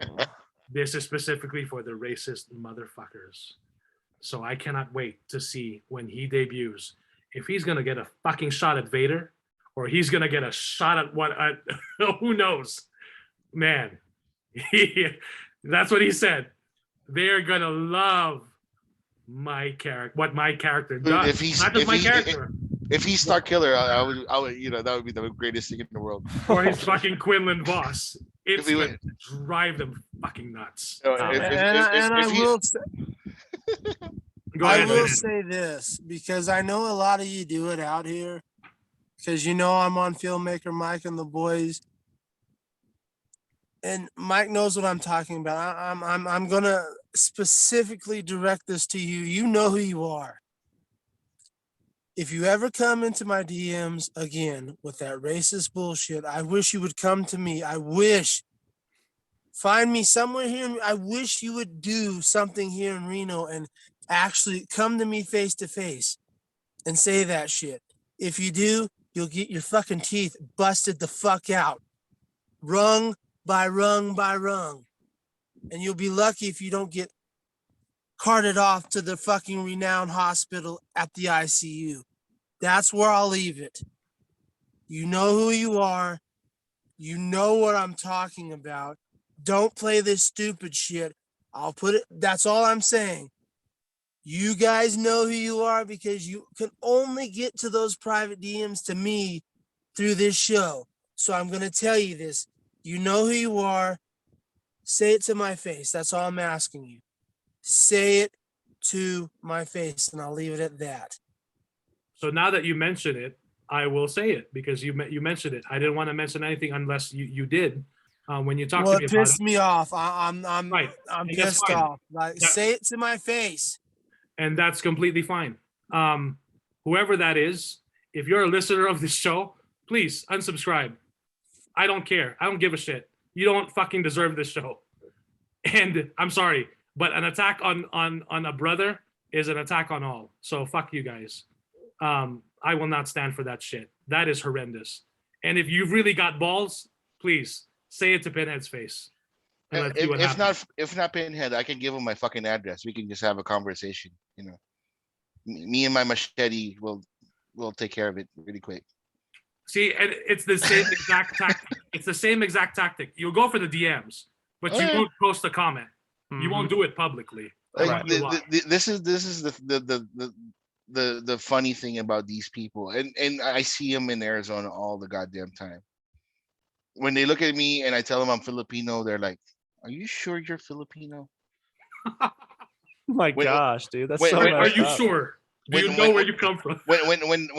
When I got, when I went for a job interview and they saw my last name, and then they looked at me and I was like, "Is this really your last name?" What? I'm like, yes, it is. Is this really your last name? But this last name, it sounds like you're European or something. Yeah, it's Italian, but you're not Italian. And I'm like, no, I'm not. Oh my gosh, dude. What So the hell? that was the end of the job interview right there. Yeah. Holy shit. When I have new tags on my brand new car that I bought with my own money, and I get my ass pulled over by the cops in a Kia Soul, and stating that my car is very suspicious because there was a bank robbery and my car was the last known vehicle, whatever, and the driver matched my bald head, my facial hair, my whatever, my profile, and I was cuffed and I was on the streets cuffed while they searched my brand new car for absolutely nothing, and they let me off with a warning. That's my normal life here. A warning for what? For not being For- the bank robber? They Get outta here decided with to let that me off with a BS, warning. man. Did that happen in Arizona? Yes. Okay, I thought it happened here.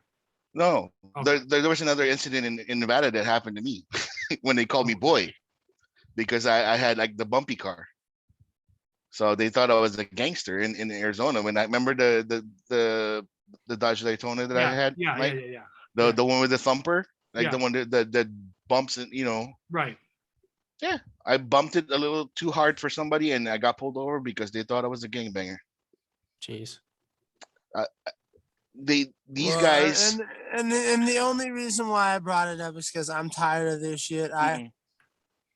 It wasn't to make this a long drawn out, but all I'm saying is if you're secretly watching this and you know who I am, say it to my face. Yeah. You know, the half Jew, the half nigger, the abomination, say that to my face. Yeah, you'll hear it, but you won't say it to my face. So watch your mouth unless you're willing to say it to my face, because if you're willing to come we can meet, especially if you're in Reno, we can meet at the fucking summit. And I promise you, I ain't the baddest motherfucker on planet Earth, but I promise you, there's going to be a couple of people carted out. A couple of people are going to get their teeth busted out. You can decipher which ones will be getting that. Because when you piss me off and we want to do this, we go to the edge and we fight to the death. So that's your warning. If you don't have the guts to say it to my face, don't fucking say it at all. Don't come into the private DMs. Don't do the Twitter shit. Just either say it here. Hey, put a message out on the next episode. I wish you would. Say who you are. I would have more respect for you doing that. But you won't do it. Either have the guts to do it to my face on a message here on this show, or shut the fuck up. Because you don't want the smoke. Trust me. Don't let the glasses fool you. You don't want the smoke. I grew up in the hood too, my nigga. You don't want the smoke. And I'll leave it at that. All right. Don't play with me. Don't fucking play with me. Well, it's not that you drew it out, but that's totally fine. Again, we have to speak up about this. And like I said, I will not tolerate this shit, especially when it's one of, when it's someone who I care about. Yep. Fuck that shit. So by all means, want to leave a voice message? Please do. Leave an address and see if one like of us I said, comes I'd have more knocking. respect for you if you left a message. I'd have far more respect for you, because at least you did it on the show.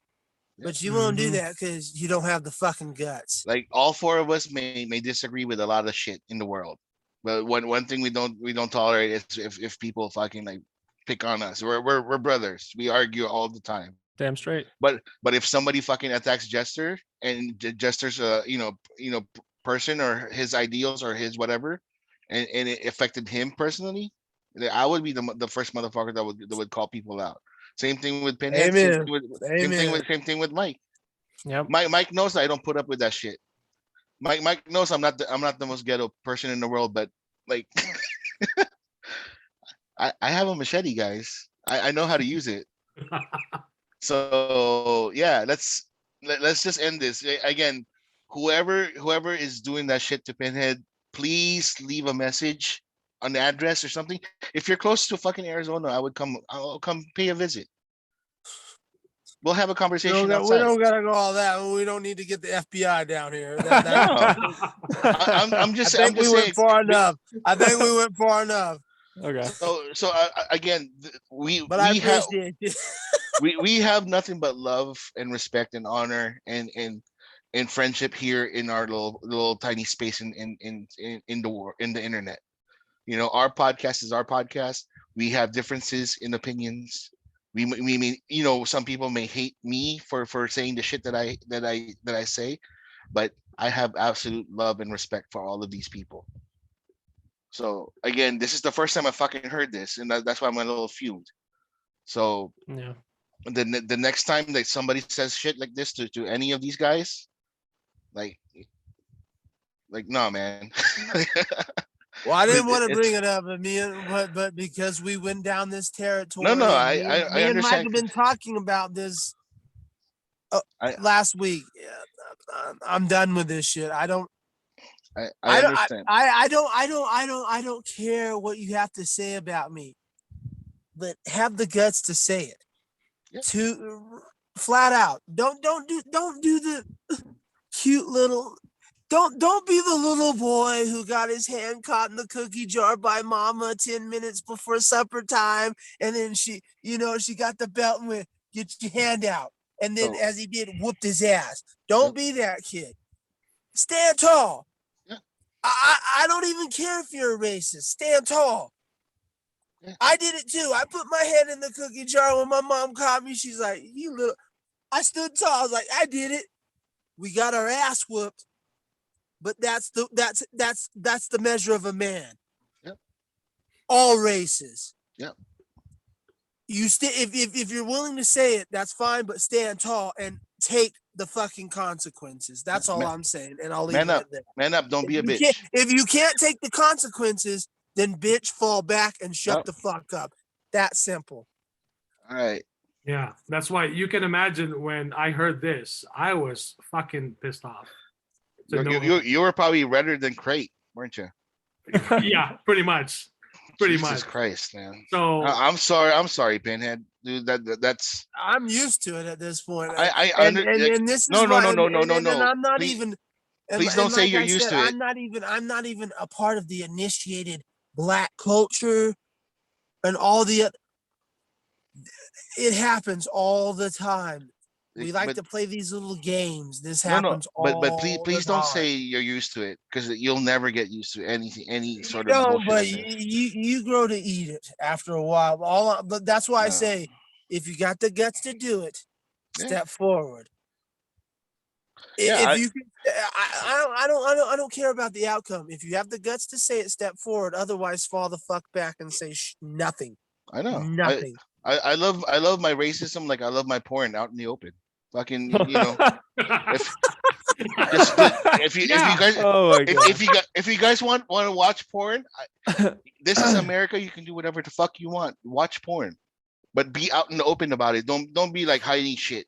Be out in the open. If you want to be racist, that's fine. Be racist, but don't wear a mask. Don't answer or don't do shit on DMs and send it privately and be like, hee. Oh, this one is gonna get the knee. He's gonna get butt hurt. No, be out in the open. Call people out, and then let's see if he gets slapped slapped the fuck up. That's why I said. I wish. Just like Cedric the Entertainer, the great original king of comedy. We don't hope. We wish. I wish. You have the guts. I wish you would send the message on here, on this show.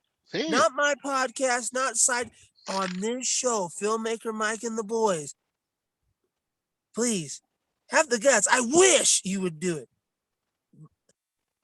I've taken off my mask.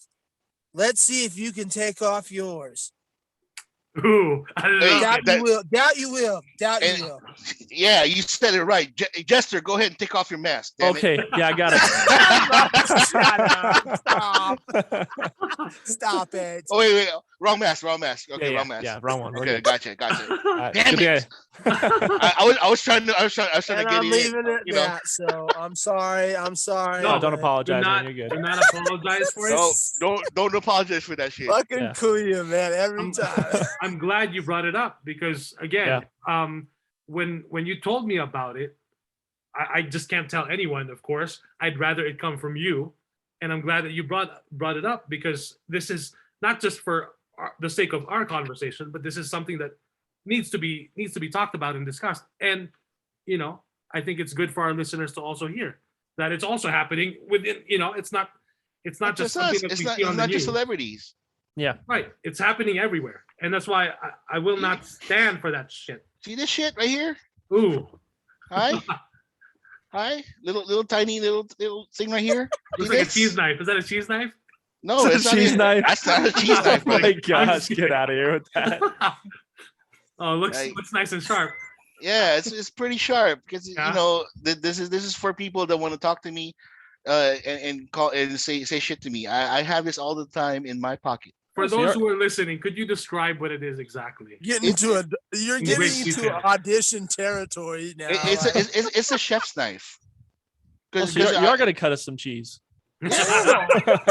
It's a chef's knife, and you know it's foldable. It's a legal carry in Arizona, and it's very sharp.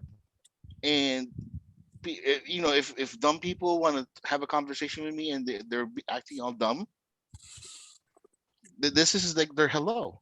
Oh, so you're gonna hand out cheese. You know, next when we actually meet in person, I really want you to cut some cheese with that. They would have Oh, had some shh. cheese and some hands. And so- I would love for somebody to say hello to me and with this. You know. Okay, But no, that's the thing. Nobody wants to say hello.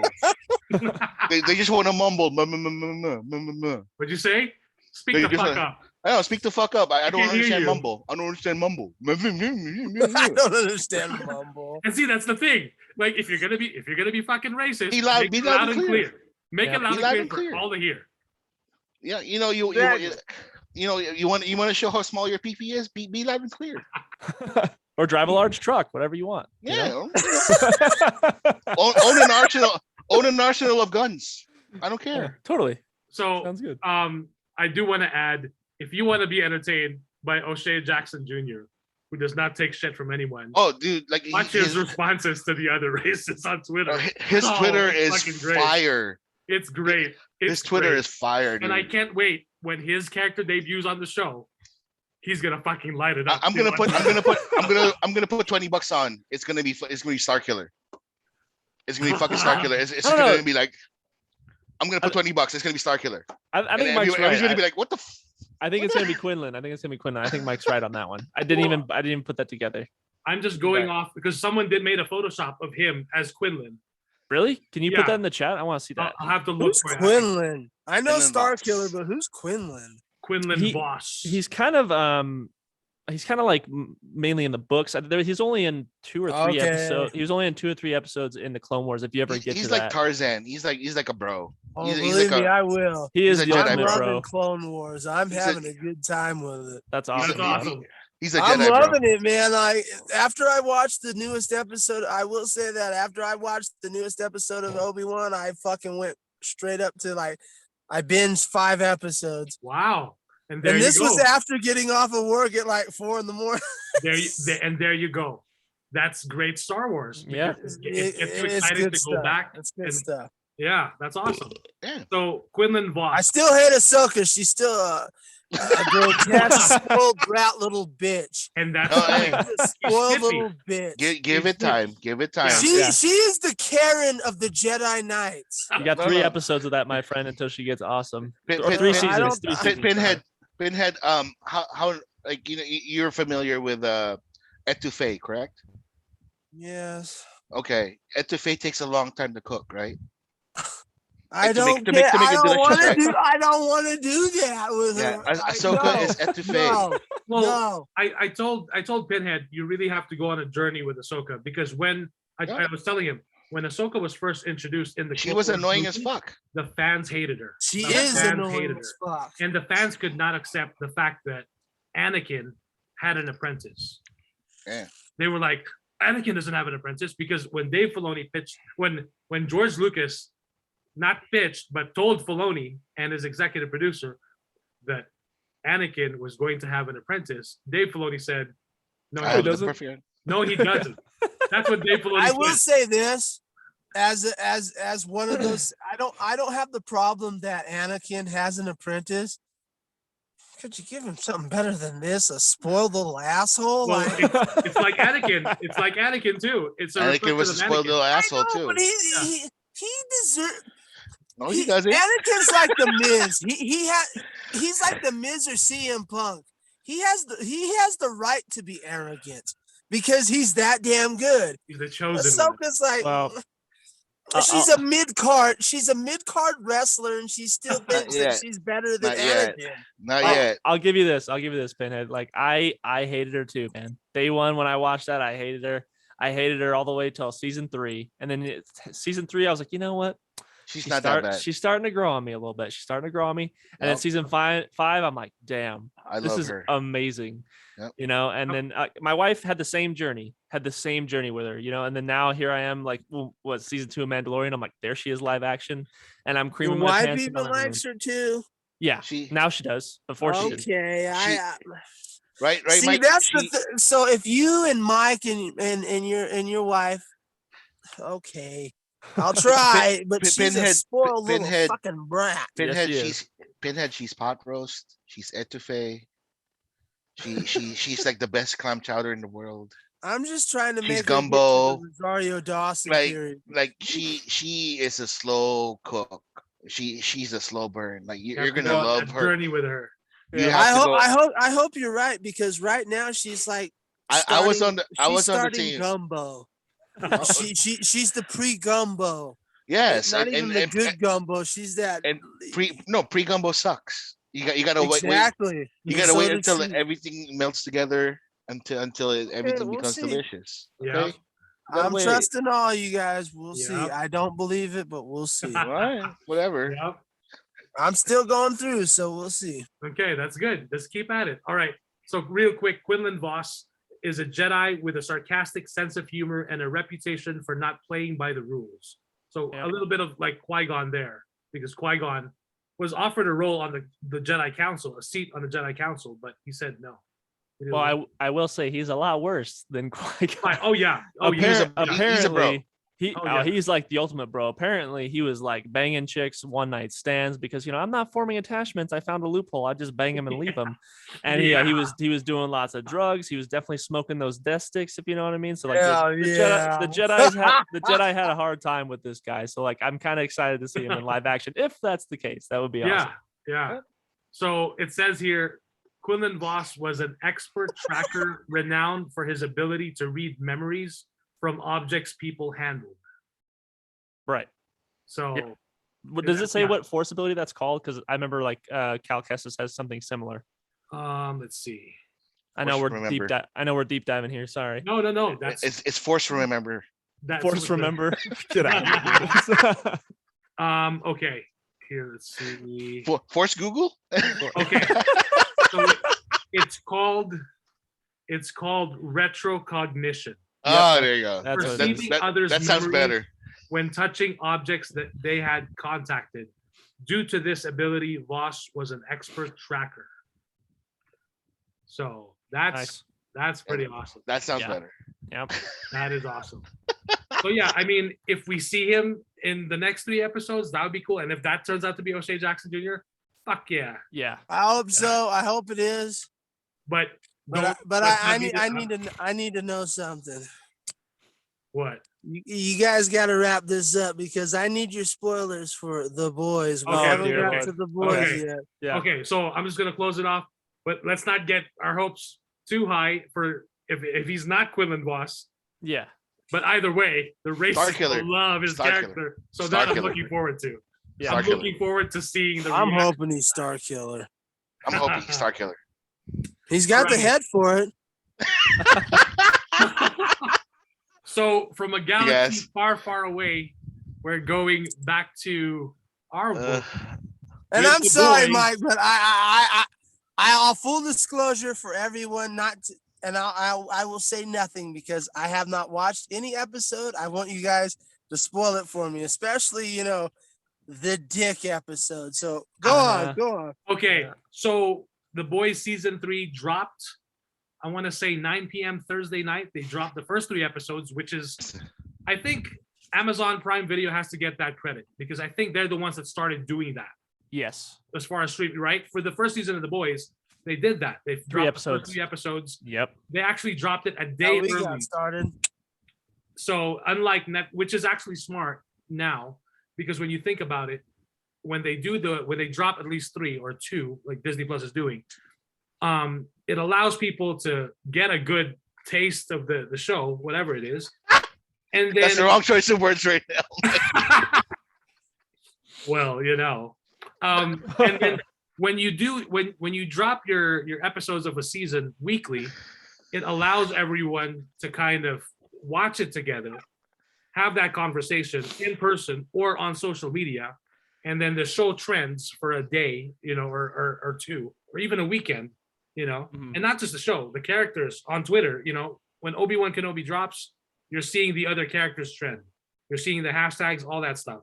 So The Boys season 3 dropped 3 episodes, and then the description is here is it's been a year of calm. Homelander subdued. Butcher works for the government, supervised by Huey of all people. But both men itch to turn this peace and quiet into blood and bone. So when the boys learn of a mysterious anti-soup weapon, it sends them crashing into the Seven, starting a war and chasing the legend of the first superhero, Soldier Boy. So as soon as I got home, I started watching the first episode. And I guess I should have learned my lesson, because I've been doing it for Kenobi. I should actually start doing a live reaction to The Boys as well. But yes, please. Even better, I'm trying to convince my wife, because I'm just telling her about it. And I was explaining to her what happened in the first episode of season 3. She watched season 1. She did not watch any of season 2. I watched a little bit of season 2 a few days before, and her reaction to like some of season 2 was just like, just the facial reaction is fucking gold. And I told her, I gotta get you to react to some of these scenes from The Boys, because your facial reaction is just absolute gold. I mean, it's one thing for me because I love this stuff. I love this. It's superheroes. I love the show, but it's one thing for just a casual viewer to just react to it. Anyway, I was describing to her in detail, not in English, because we were at the Pepperville Cafe having dinner with the kids. Oh my God, Mike. Well, we were done having dinner. We were done having dinner. We were waiting for a check. I'm glad you guys finished eating first. That's really good. Yeah. Or maybe it was before, while we were waiting for her. Well, here's the thing though. She's a nurse. Did you have the sausage? Well, she's a nurse and she's seen a lot of stuff. So sometimes the stuff that she tells me at work, well, it's not so bad now that where she works, but in her previous department, she's seen more stuff. So sometimes it made me squirm when she would be okay with it then. That's what you would think, but it's different when it's you're dealing with a patient, other than so when you're real versus fake. Exactly, in a crazy ass show, right? So I'm describing to her in detail, not in English, in Tagalog, which is even gosh, dude. different, far more different. Wow. I have to do it in Tagalog. I can't say it in English because other people nearby will be like, "What the hell is this guy talking about?" No, what about the busboy? That's Filipino, dude. He would have fucking. Well, no, he wasn't Filipino. Okay. Right. So, and the kids know a little bit of Tagalog, but the Tagalog I was using, they're not familiar with. So, and that's the best part about being bilingual, because I can talk to my wife about something without when the kids, can't eavesdrop, or they're all busy doing whatever, they're coloring, whatever. So I was describing it to her, and the facial reaction and cues that I was seeing was just fucking gold. I wish that I did not tell her. I wish that I would just show her the scene and just fucking hit the record button on the camera and just get that gold reaction. So when the episode starts, right? And we're going spoilers on the first episode. For the next 2, we're not gonna go spoilers so much because I haven't finished episode 2. And obviously, I haven't seen episode 3. But episode 1. So as I'm watching it, when they go into the party, and then obviously this guy. They were like, let's just give them a backdrop. The government, or the boys are now part of the government. Yes. Under Stewie. And they're doing surveillance for Stewie about some Huey. Huey. Sorry. Gilligan Griffin. Mixing up Family Guy over here, my man. Sorry. Huey. Huey. Whiny ass fucking Anakin motherfucker. But anyways, I can't open a jar. I can't open this fucking jar. Spoilers. Okay. No, but they're working for the government now. The boys, so everybody is working for them, so they're doing surveillance to watch out for Soups and their bad behaviors, etc., etc., and trying to see what they can do to either capture or whatever they need to do for that. So go ahead, Mike. And so these are the bad Soups, right? These are the bad Soups. Yeah. That are like doing all sorts of trouble. So Frenchie, Kimiko, and Butcher yeah. go into this party. No, not Butcher. Butcher. Or not Butcher. He's around though. He's around. Yeah, it was just Frenchie and Kimiko that were in the party. Right. So they walk in the party, and everyone's like cheering, and I'm thinking like, oh, someone's drinking their ass off or whatever, and doing some kind of like the chugging. They're chugging in their ass or something. I mean, it's the boys, right? Whatever. Yep. And then of course it's real tight close-ups of some guy fucking what looks like Barbie. A sex doll. Yeah. I'm like, okay, I guess everyone's cheering. No, it was Mike. It was Barbie. Was it Barbie? It was Barbie. It was like a Barbie thing because he commented, "I wish that this one had a vagina." Yeah, it was Barbie in Barbie's Playhouse. Yeah, like that's how messed up it was. Holy shit! Yeah. So I yeah. Okay, go ahead. And so, oh, gosh, dude. So that I totally missed that Barbie part. So, well, it's like it's okay. It's Ant-Man. It's this version. Termite. He's called Termite. So I was right. Raw dog in Barbie's Playhouse. Termite. Yeah. That's what his name is. Yeah. Well, it gets worse. Mike, continue, please. Yeah. So after he's done, everyone's like, "Yeah, good job." So he basically started. He enlarges himself. Naked, of course, naked. I don't know what the fucking word. Well, he doesn't go back to normal size, right? Like he's a 7-footer or something. No, he went back to regular size. Yeah, he went back to regular size. Okay, okay. Ladies and gentlemen, I only saw it once. Goes into the tip of the penis. Not yet. Not yet. It sounds like you guys watched it more than once because I only saw it once so far. No, dude. Okay, I only watched it once, and I regret. Like, it's so ingrained in my brain because of how Hold on, Jester. I think I predicted this for you, Mike, when we talked about this in private and they directed back down, and I have not even seen it yet. So go ahead, Jester. I'm sorry. Continue. No, I'm just saying. I was. He's saying how well I remember it. I'm so scarred by what I like. Dude, the entire time I was like, "What am I?" It can't be that bad. Well, it was that bad. It was Pinhead. Like you know how I watch like horror movies. You know how I enjoy stuff like this. Who are you talking to? I know Pinhead, but like me, nothing really shocks me anymore. Stop it! Stop. When I saw this fucking scene, I was just like, "What the fuck am I watching?" Okay. Like seriously, no. I'm not even joking. So, Mike, do you mind if I continue for you? No, let Jester finish first, please. Oh. And then we'll hear you, but let Jester finish because he was starting. I'm sorry. No. If you want me to describe this and yes, the amount of foul detail that I watched it in, I will gladly do that because I remembered every damn scene and every damn line. Okay. And so like he all right, the Termite enlarges. He's butt naked. Yep. He kisses his lover on the mouth, another guy, and then they go into this other room. And Frenchie and Kimiko watch them go in that room, and they're after Termite. So they just kind of like watch. Well, Termite and his boyfriend go in the other room. They kiss a little bit, and then his boyfriend's like, "I want you inside me." Yep. And I'm like, okay, just watching. Unfortunately, and the dude pulled out. Jester, I really thought it was going to be just butt sex, right? I thought it was going to be butt sex. Okay, that's where I'm going. That's what I thought. Like I thought it was butt sex. He pulls down his pants and like, but see, he shouldn't have been. But anyway, Kuya thought butt sex, but I thought, oh, Termite's going to go in his butthole, and unfortunately, I knew exactly where he was going when Mike. Never mind. Yeah, no. So I thought that, but then my boy over there just pulls out his wang and puts it on the table, and that's where Termite was going in the tip. And I'm like, yep, that's exactly. Okay, please don't show this in graphic detail, but it's the boys, so of course they do that. I was so visually scarred. I didn't need to watch him jump. I didn't need to watch him jump in the hole. I didn't need. And does I he didn't need, chew inside the hole too? Oh, No, like oh gosh. I can't even- Pinhead. This is what happened, right?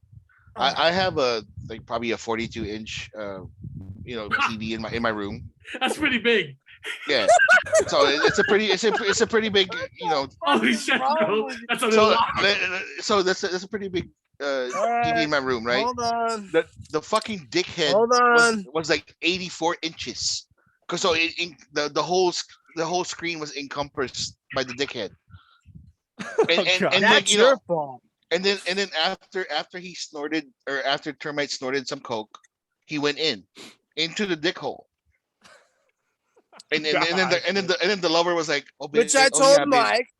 And Yeah, I and hadn't like- even seen the episode, so I already knew that. Thank That's No, you. right. and He then- did snort some coke before he entered. Oh, Yep. I forgot that detail. My bad. I only he remember the started rest some of it. Unfortunately. And then like the lover was like, oh yeah, right there, right, that's the spot right there. Oh yeah, oh go to the prostate, and then like this Termite was like in the fucking in the vas deferens, right? Is that what it's called? Is that what it's called, or the urethra?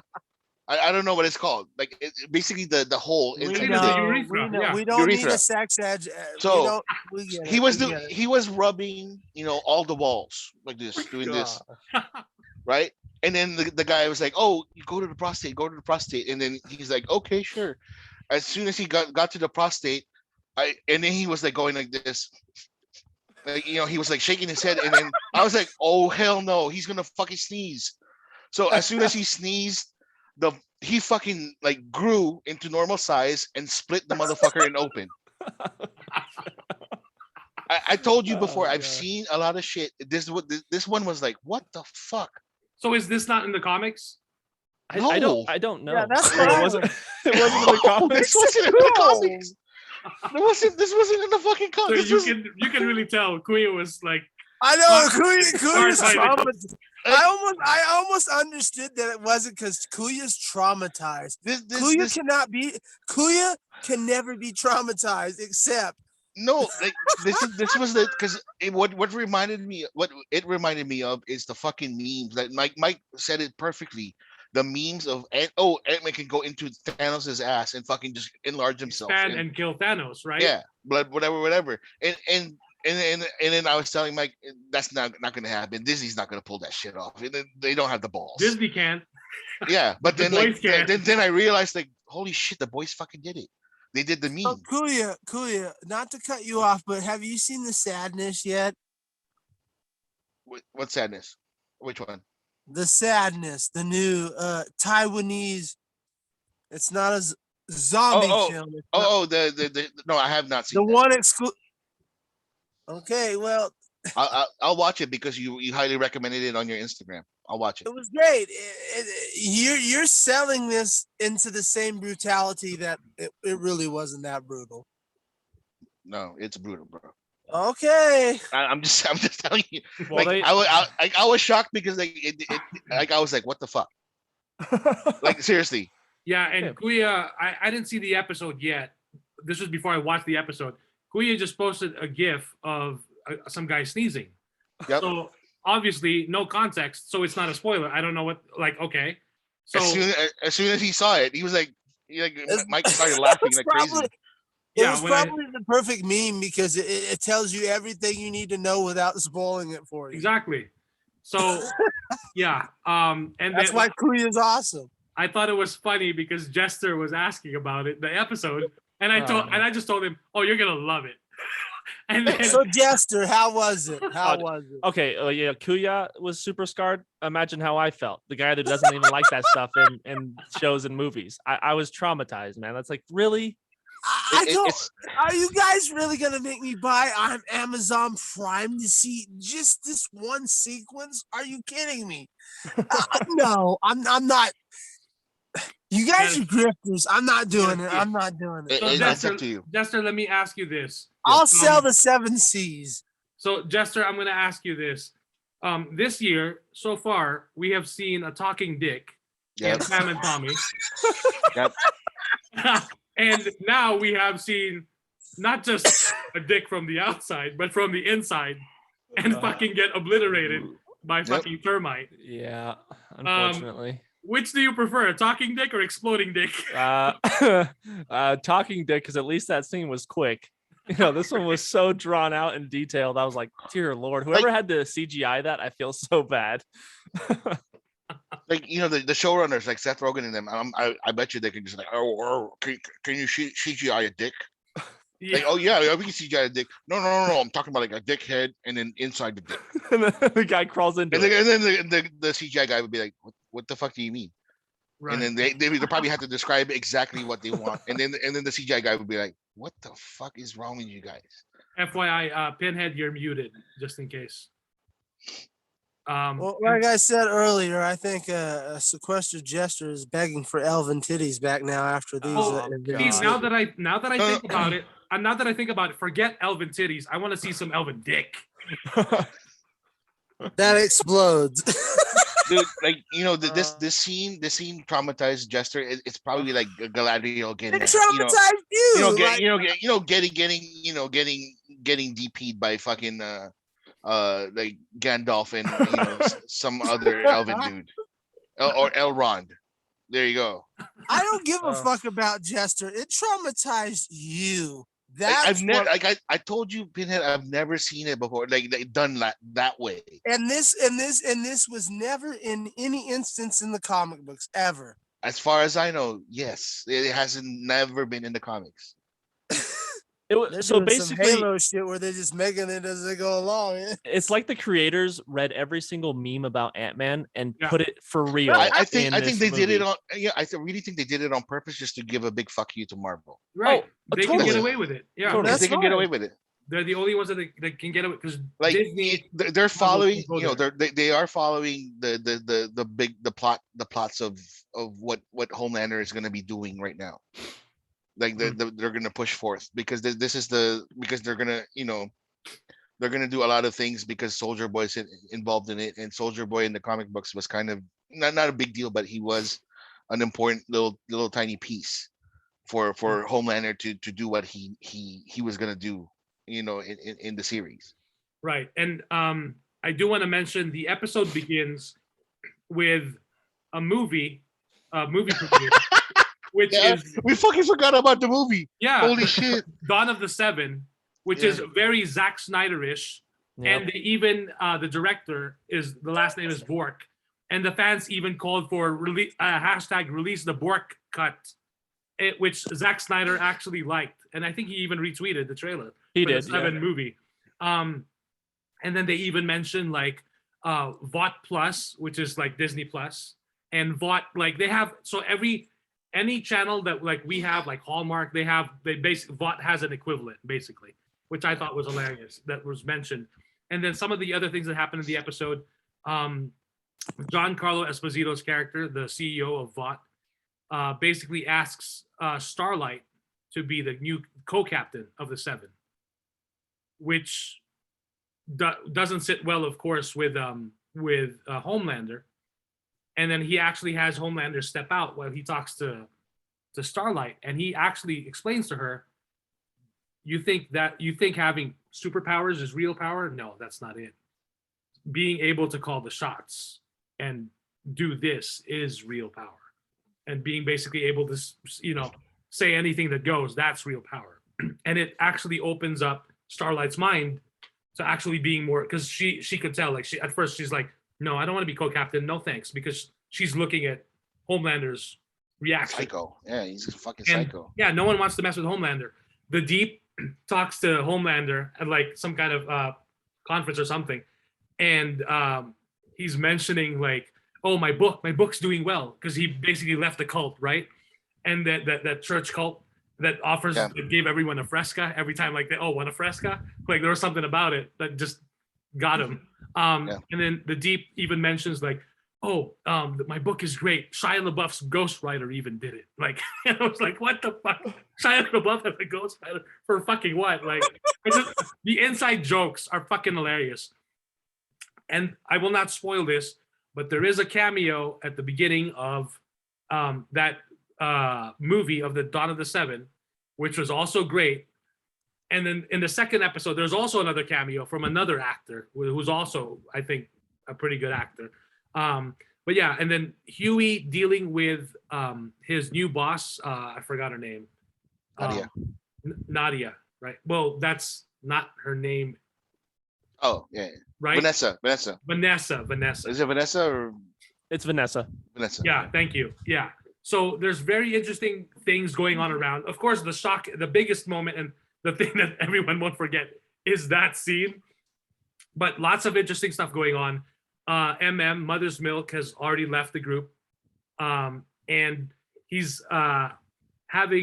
he's celebrating his daughter's birthday party with his ex-wife, and his ex-wife also has a boyfriend.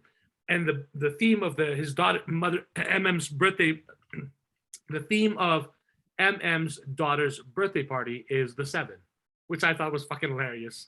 Like he's like trying to he's like fighting this shit, and then now his daughter's like celebrating it. And she even gets a present. I forgot from who, but she got like the 7 Tower playset, which is huge. And I'm like, where is that shit? Release that shit. I want one too. Like, I was like, holy shit. And then just the world building of this, the story of like basically this universe, like I think is fantastic. Even the small details. It'll get after you see episode 3, Mike. Let me know how about that world building, because they're gonna go deep dive. Okay.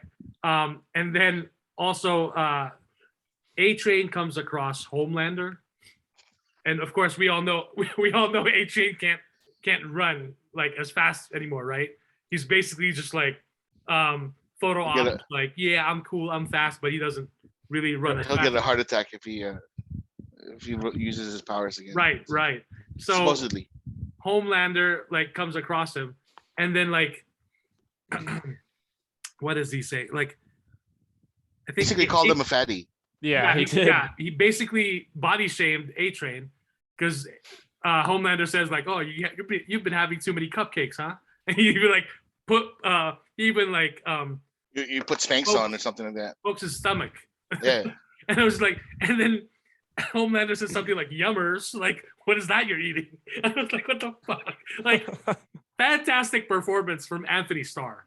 Like, the whole cast is great, but he is just like amazing. Mike, after episode 3, I think he deserves an Emmy. An Emmy? Yeah. He deserved an Emmy for the last 2 seasons, man. Oh yeah. This season he's gonna go for the Gusto Jester. I can guarantee you. Okay. This is the season that when I told you guys how fucking fucked up the boys can get. This is the season that they're probably gonna start. Yeah, they start. Yeah. They started off pretty well with the first 10 minutes. Yeah. Right. But, and then the one thing that shocked me as well in the episode was that Homelander visits Stormfront, who is still alive. I thought she was dead. Yeah. She was in the bot building. Right. She's in the Vought building on a hospital bed with some machines on her. And she's basically looking the same as she did from last season. And I only laughed because holy shit, what happens in the scene, like Homelander is venting out. Oh gosh. Is venting out to his girlfriend. Yep. And not only does he vent out verbally, he was like this. He was like he unzips his pants and lays it on her hand. Oh god. Has her jack him off while she's in the fucking hospital, and she's in no way in any shape or form in any condition for even any sexual No, but as a good girlfriend though, she was like, oh, let me help you with that stress, whatever. And so she was jerking her off. Up until she said the master race again. Right. She started mentioning, but you're gonna be the Uber bench. Uber bench. And then he gets turned off. And then he's like, ew, it's Uber bench. Dude, like, yes, it's disgusting. Yes, it's like foul, but then there is something that they're saying with the social commentary and the message that they're driving at, really, with the characters and the story, which I think is fascinating. Yes, it can be very disgusting, and but there is a reason why they're going that way. And that's what I was telling Julie. It's the same explanation I told her when Game of Thrones started. I started watching it. I was like, oh, this looks fucking awesome. And then, of course, there's the sex and the nudity. And at the time, it was like there wasn't anything like it, in that sense, as far as fantasy, right? Mhm. So and then she was like, when she would look over it when I'm watching it, she's like, "What the hell are you watching?" And I'm like, "It's actually really good. There's more to the story than just what you're seeing or perceiving, and from the violence and the gore. There's actually a story here with the characters and all that." So once she got into it, she understood as well, And granted, yes, we can argue that some of the sex and some of the nudity went a little too far, especially since there wasn't an equal balance of male nudity with the female nudity, which is one of the big complaints. In Game of Thrones? Apparently, you guys got your equal No, balance. I this think Game of episode. Thrones had more dicks than fucking boobs and girl No, parts. that was not the complaint when it was first out. It wasn't balanced. It still wasn't balanced. There was far okay. more Oh, when female it first nudity. came out. Okay. Yeah. I thought overall. No. When it first came out, but I think the creators listened, and then you also noticed like Emilia Clarke herself, like she had nude scenes at the first few seasons, but then after that, it started changing. But then again, like we didn't really have a need for it when you saw what the story was going through in the character progression.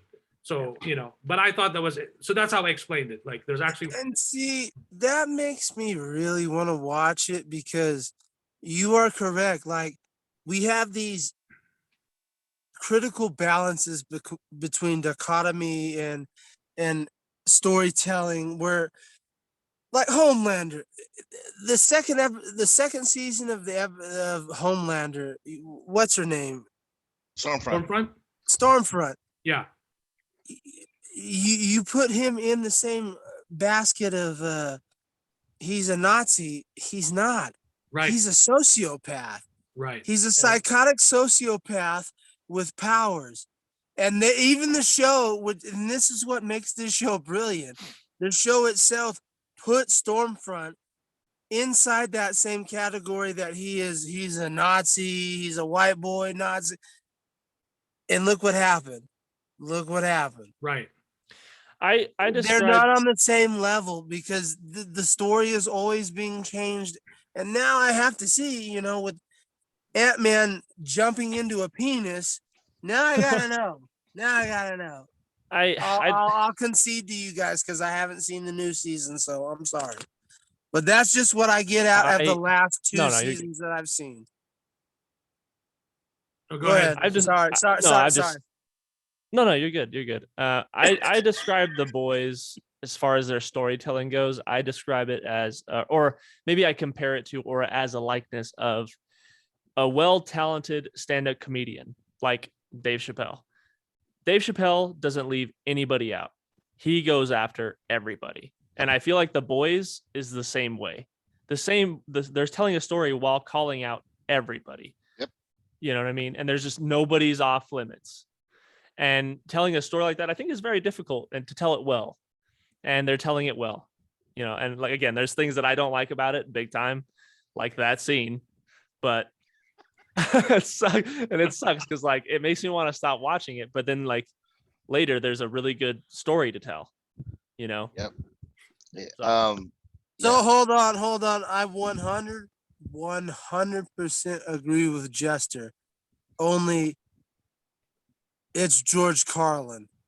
This show is George Carlin. Yep. Because everybody 100%. thinks that Dave Chappelle is not the GOAT. He's secondhand to George Carlin because George Carlin did this same shit that the boys does. No matter what side you're on, he made you suck it down and look at it. Yep. And, absolutely right. It made you uncomfortable, whether it be on the liberal side or Republican side, quote unquote. He made you look at those dirty parts and you had no choice. So this is the George Carlin. If we're going to compare him to comedians, yep, you're close, but it's more George Carlin than it is Dave Chappelle because everybody likes to say that Dave Chappelle's the GOAT. He's close. George Carlin was the GOAT. You're absolutely right. Absolutely. No right. doubt. I'm sorry. No, don't apologize. You're absolutely right. Second to him is Dave Chappelle, but that's a way better analogy to compare him to that. That's absolutely because this show does what George Carlin did even into his dying day. Yep. He makes everybody look at everything and go, "We're all fucked." Yeah. Yeah. Yeah. You know, look up his stance on global warming. Oh yeah. It's brilliant. It's Yeah. brilliant. Like- So that's all I'm saying. It's George Carlin. It's not Dave Chappelle. There you go. This season, I think is gonna come down to be like the most thought provoking season of the boys. I can see it now because I've seen all 3 episodes. It's gonna show like a big fucking it's showing a big ass mirror on everybody right now. Wait till you guys see episode 3 where fucking Homelander is gonna go with this shit. After we record this show, I will finish episode 2 because god damn it, when after episode 3 I was just like, where the fuck are they gonna go with this shit? Holy crap. Okay. Because after episode 2 after episode 2 I think that's it's still on season 3 or episode 3, but like they're going like balls out right now in the like no pun intended, but they're seriously like going into the story that's being told in the comic books right now, on the path of where Homelander is gonna go. The path of where Homelander is gonna go is utter destruction. To him, maybe. To others, absolutely. But we're gonna fucking enjoy the ride every single minute of it right now. And these guys are just saying like we're gonna go through with this because this is ridiculous. Like after episode 3, I was just like, wow. I can't believe let me rewatch episode 3 again just because. Wow. Like Okay. it was crazy. Oh, and also I had to rewatch episode 1 and 2 again Okay. for research. Yeah. So for episode 2, I think it's episode 2 where they go to a theme park. They go to a Vought theme park. Oh yeah. And there's some visual references there and stuff that I started laughing out loud. Yeah. Like I will not spoil it. But it'll remind you of certain theme parks in certain parts of the country. Oh yeah. But the themes and the rides and the things that they had, the signs, I was laughing my ass off.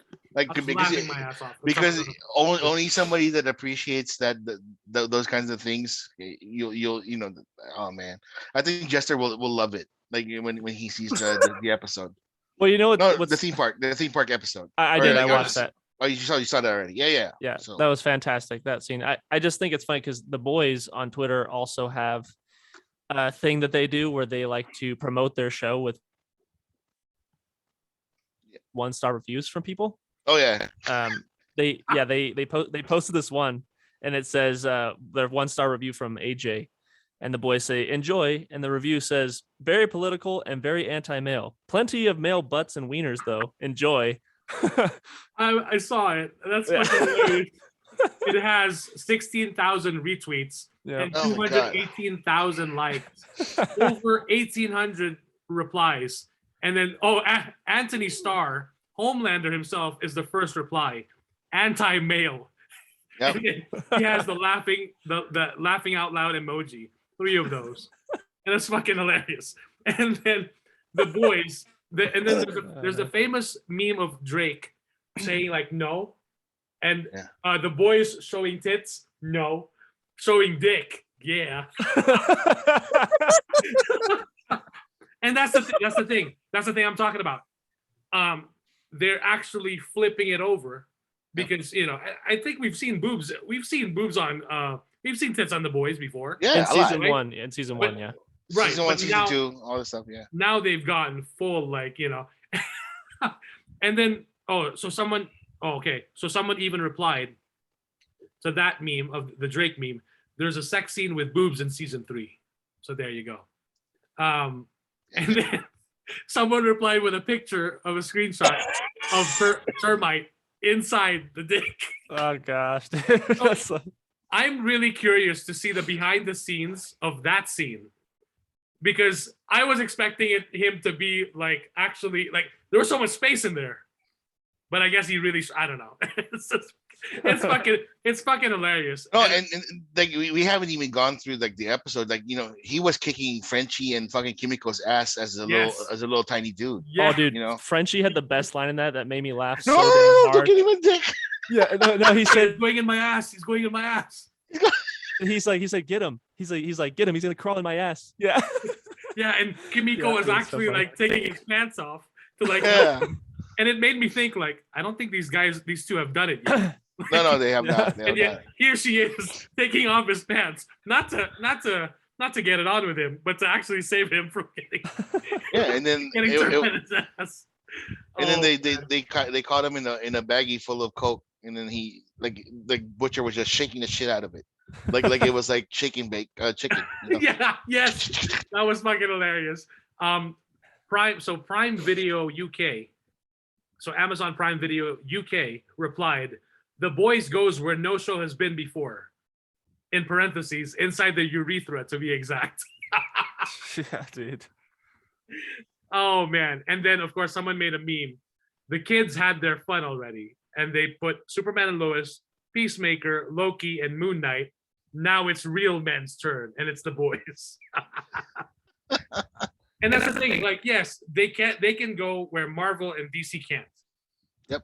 Because they have that, and that's awesome, and it's something different. But No. that's the thing. Even in the comic books, they went over the top. That's Right. why they have like a cult following. Is because they didn't give a fuck.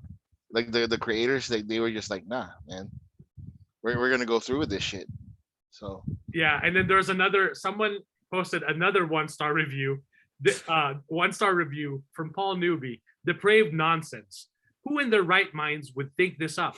Just to save you not seeing this. A man shrinks and crawls up another man's rear and then explodes. Sexually depraved in every sense. And then someone said, saw this one too. Do you think Paul would feel better or worse if he found out that it wasn't the guy's rear that he was crawling up? And see, that's the thing. Did you really watch it? Because if you really watched it, you would know that was not his rear. Oh, shit. But yeah, lots of interesting stuff at play with Huey and his boss. And then is it the first episodes that everyone already? no, it was okay, second episode. two. Never mind. Second episode. Never mind. Okay, so I will not spoil that. But yeah, really great stuff. I'm gonna after we record this, I will finish episode 2 and I will watch episode 3. It's the best time for me to watch this kind of show because everyone is asleep, and I can't be watching this with the kids awake or the wife awake. or at least try to get Julie's reaction when it comes to some gross stuff. There's gonna be certain spots or certain parts in the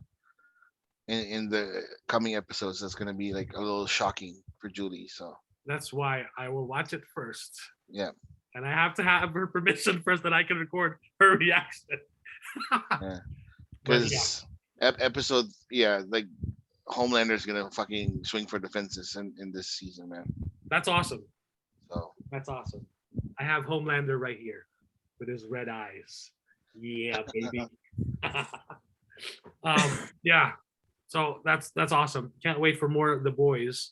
And that's the thing. I didn't want to binge all of it right away because I felt like because Stranger Things I binged like within less than 2 days, and I was like, okay, when's volume 2? But I want to take my time with the boys. So nah.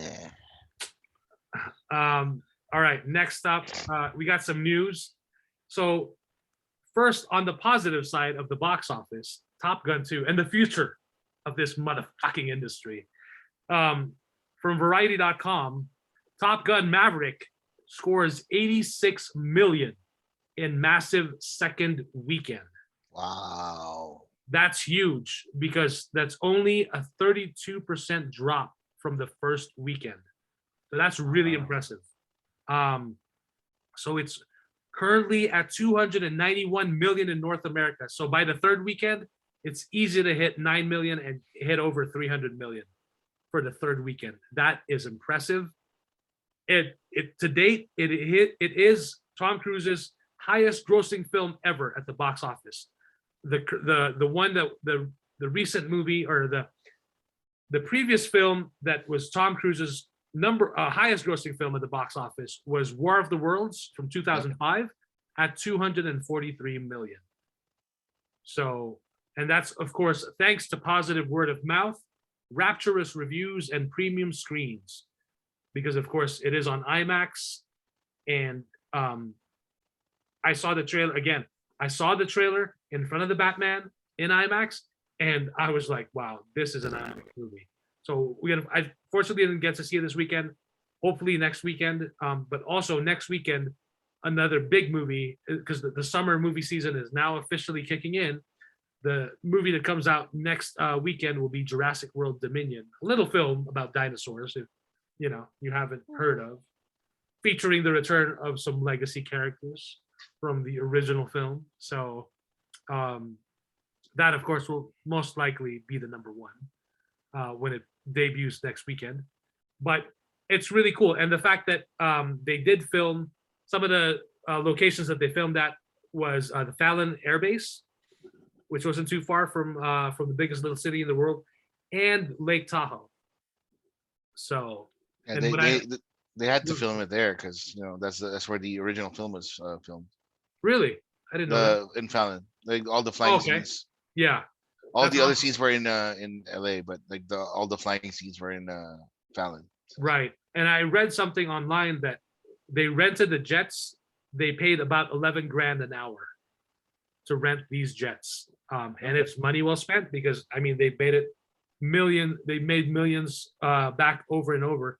A lot of people are saying like the CGI was good and shit, and I was like, I don't think that was CGI. Well, no, yeah, like they were actual people, like the actors were actually flying the damn planes, right?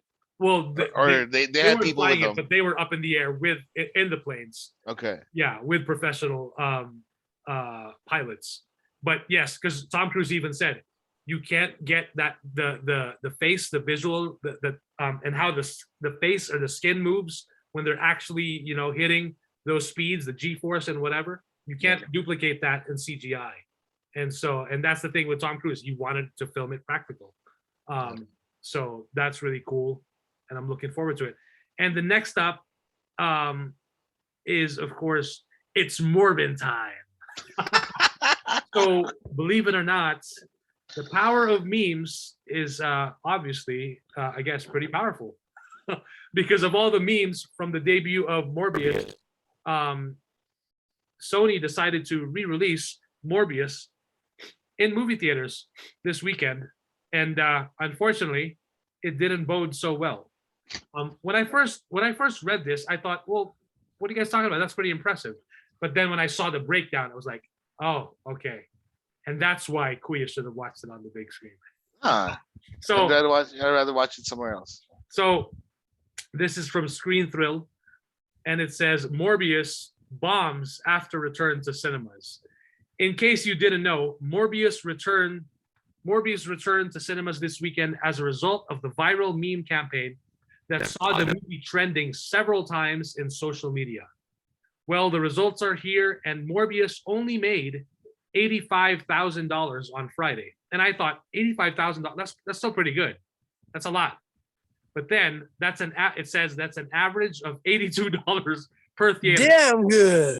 The average ticket price in America is $9.5, about $9.50, which means there was only 9 people per theater. 9.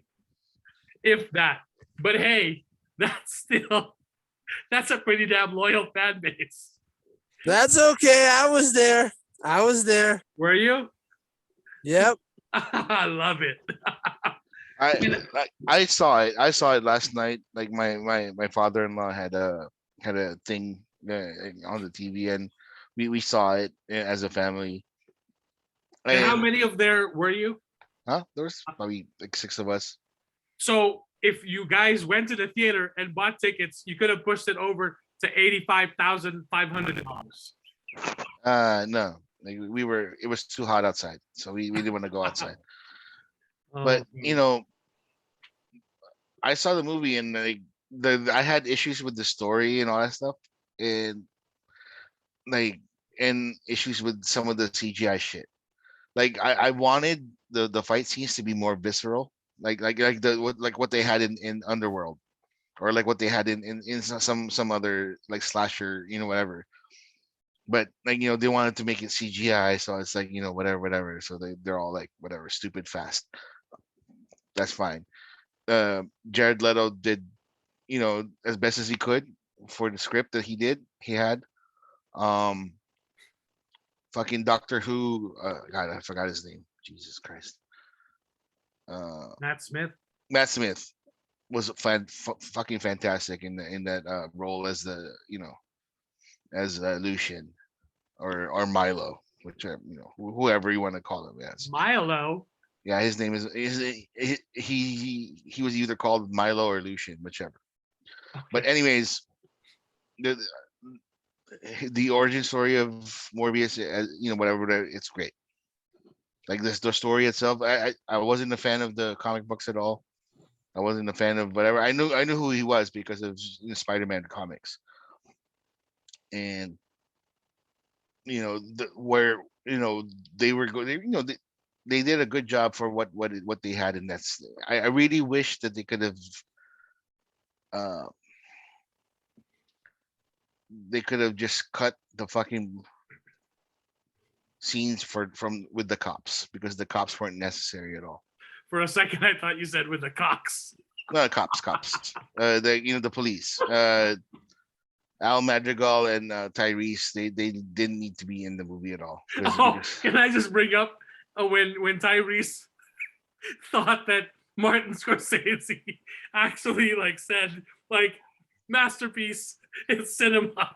Oh, like Morbius. He reposted that on his Instagram. Yeah, I was laughing my ass off because Tyrese believed that Martin Scorsese said all those flowery words about Morbius.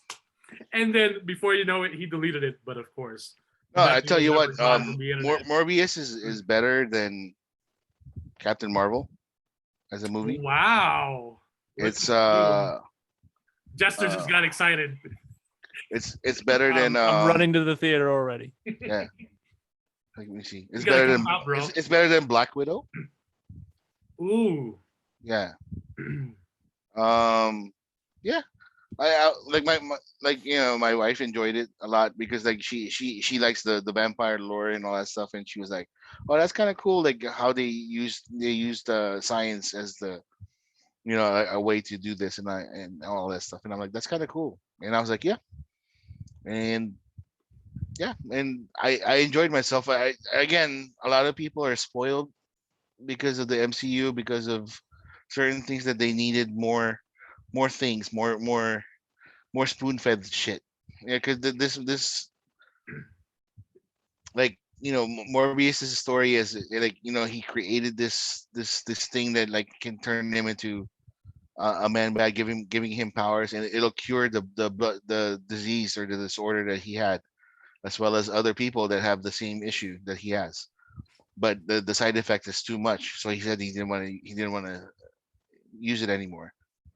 But his friend and benefactor Milo was the one that stole it, and then he became the bad guy. And spoilers.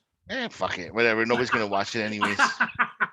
I actually want to see it in the theater. No, but go watch it. When I told Julie that it's been re-released in theaters, she was like, "Is it that good?" I'm like, "No, I don't it's think not bad." But I told her James Pinhead didn't think it was that bad. It wasn't. Like honestly, Pinhead it wasn't bad, right? Like you're muted, Pinhead. You said it was trash? It was awesome. It was See, there you go. It wasn't bad. Mormon time. It wasn't bad. Like I enjoyed myself, and like it's a perfect trash film. It's awesome. It takes you back to those old days. We know.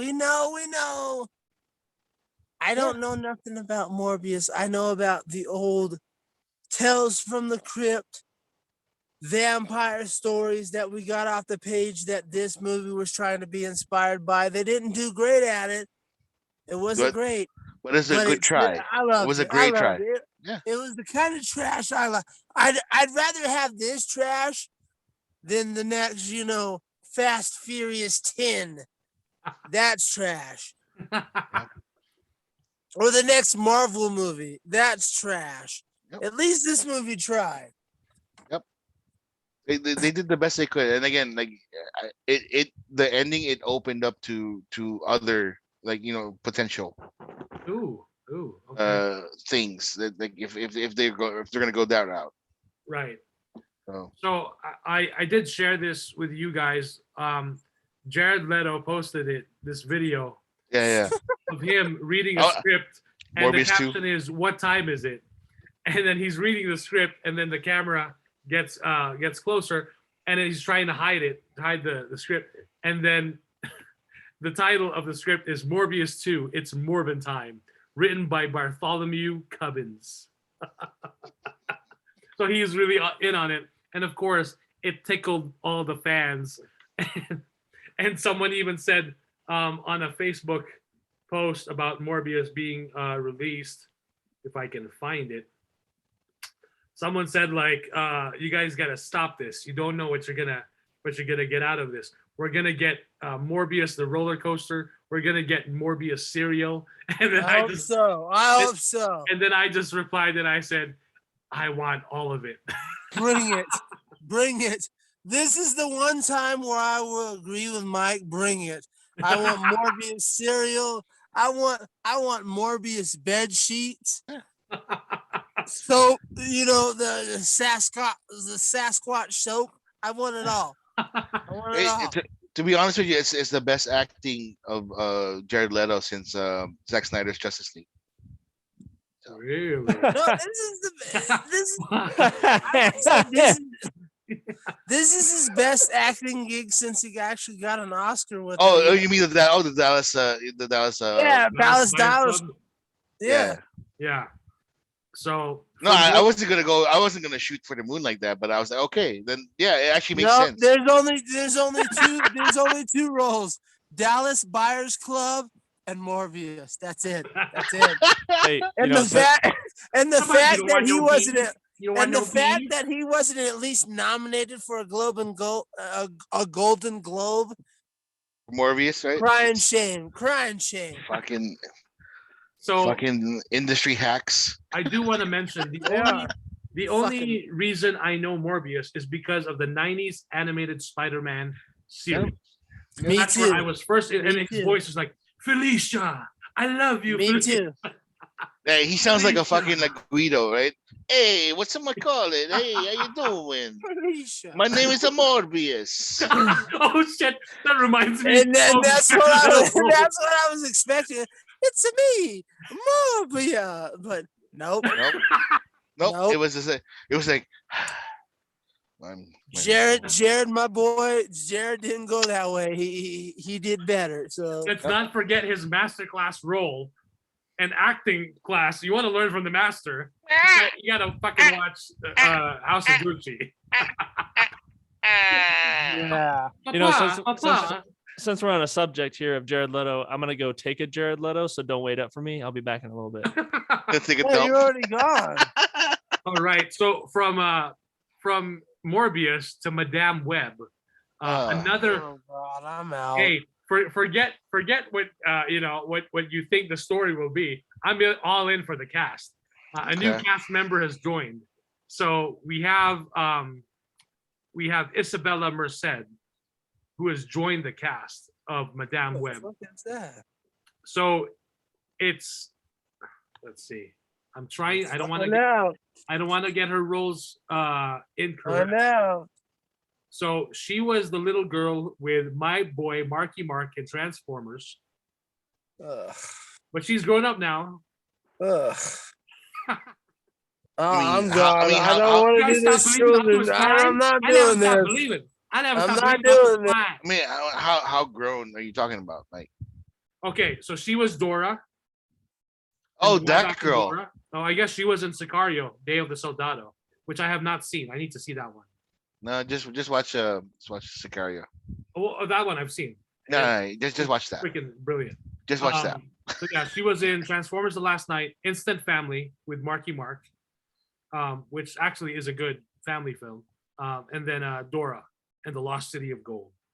So she's Dora. She's the girl. She's that girl. she's Dora, and the first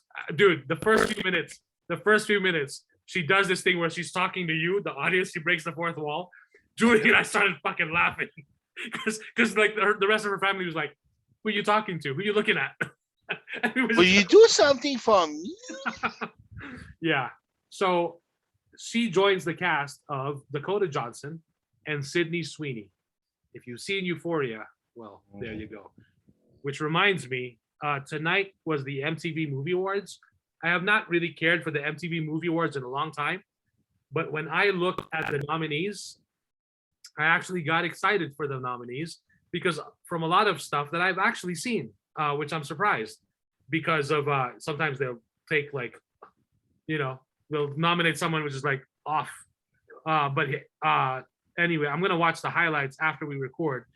I'm gonna check it out. But now we have the winners. Best performance in a show, Zendaya for Euphoria. She won. The other nominees were Amanda Seyfried in The Dropout, Sydney Sweeney in Euphoria, Kelly Riley in Yellowstone, and Lily James in Pam and Tommy. Best comedic performance. Pinhead is not gonna like this, and maybe not Jester either. Best comedic performance is Ryan Reynolds in Free Guy. Oh my fucking god! So the nominees were Brett Goldstein as Ted in Ted Lasso. I think he should have won. He should have won. Megan Stalter in Hacks. I have not seen that. Johnny Knoxville, and it says non-Jackass Forever. I don't know. That's a typo. Oh shit! Pinhead's not gonna like this. The other nominee is John Cena for Peacemaker. But that's not a good performance, is it? No. He John Cena should have won instead of that fucking guy. Because like Ryan Reynolds has been playing the same fucking character since Van Wilder. So we need to stop this shit already. Okay, so Best Kiss. I have not seen this, but the winner is Sean Hoopies McInerney for Jackass Forever. Really? That's the best kiss? Wow, I guess. The other nominees were Zoe Kravitz in The Batman, Lucien Laviscount in Emily in Paris, Tom Holland in Spider-Man No Way Home, Dominic Fike in Euphoria, Robert Pattinson, of course, was included there, and the other like co-stars. Most fight, huh? No, I think like because I saw 4.5 on Netflix. Yeah, they went over and above and beyond their. That was a troll win.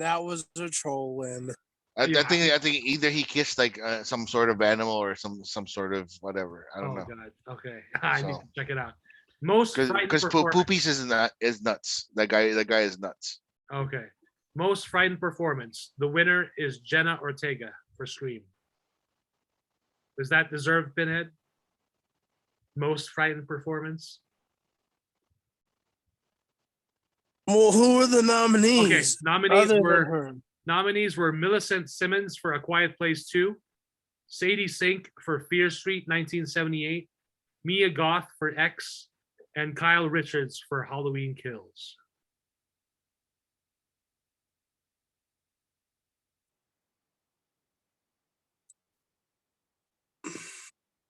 Was that? Yeah, she deserved it because. So let's read the nominees one more time. So nominees were Kyle Richards, Mia Goth for X, gone. She's gone. Sadie Sink for Fear Street 1978, gone. Millicent Simmons for A Quiet Place 2, and Kyle Richards for Halloween Kills. Millicent is the older daughter or the younger daughter? Millicent Simmons is the older daughter, the deaf daughter. The deaf one, right? Yeah, and that was I loved her performance. I know, she was, but nah. She already got that. She should have got that for the first. She did far more in the first one, so that's why she deserved to get the Scream. Because Mia Goth is just me being Mia Goth in X, so that doesn't count. Okay. The same thing goes with what's her name from Quiet Place. Like, if this was the first Quiet Place, yes, she would be kicked out. But I agree with it. Okay. Because she did a great job in Scream. We're just gonna nip. It's Scream 5. Let's stop this. She did a great job in Scream 5, so I'll give it to her. She earned it. Alrighty. Best show winner is Euphoria. The other shows that were nominated was Inventing Anna, Yellowstone, Loki, Ted Lasso, and Squid Game. I don't know. Breakthrough. I don't know you. Huh?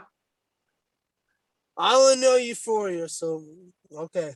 Yeah. Breakthrough performance, Sophia DiMartino, who played Lady Loki, or what's her other name? Sylvie. So she won. The other nominees were Ho Yeon Jung for Squid Game, Ariana DeBose, or I think I'm saying her last name wrong. I can't remember. I've heard it before, but I know it's not DeBose.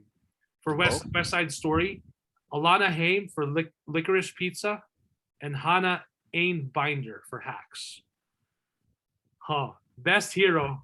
You're gonna love this one, Kuya. Okay, nominees.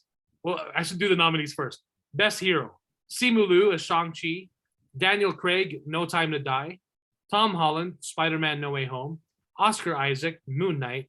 The winner, Scarlett Johansson, Black Widow.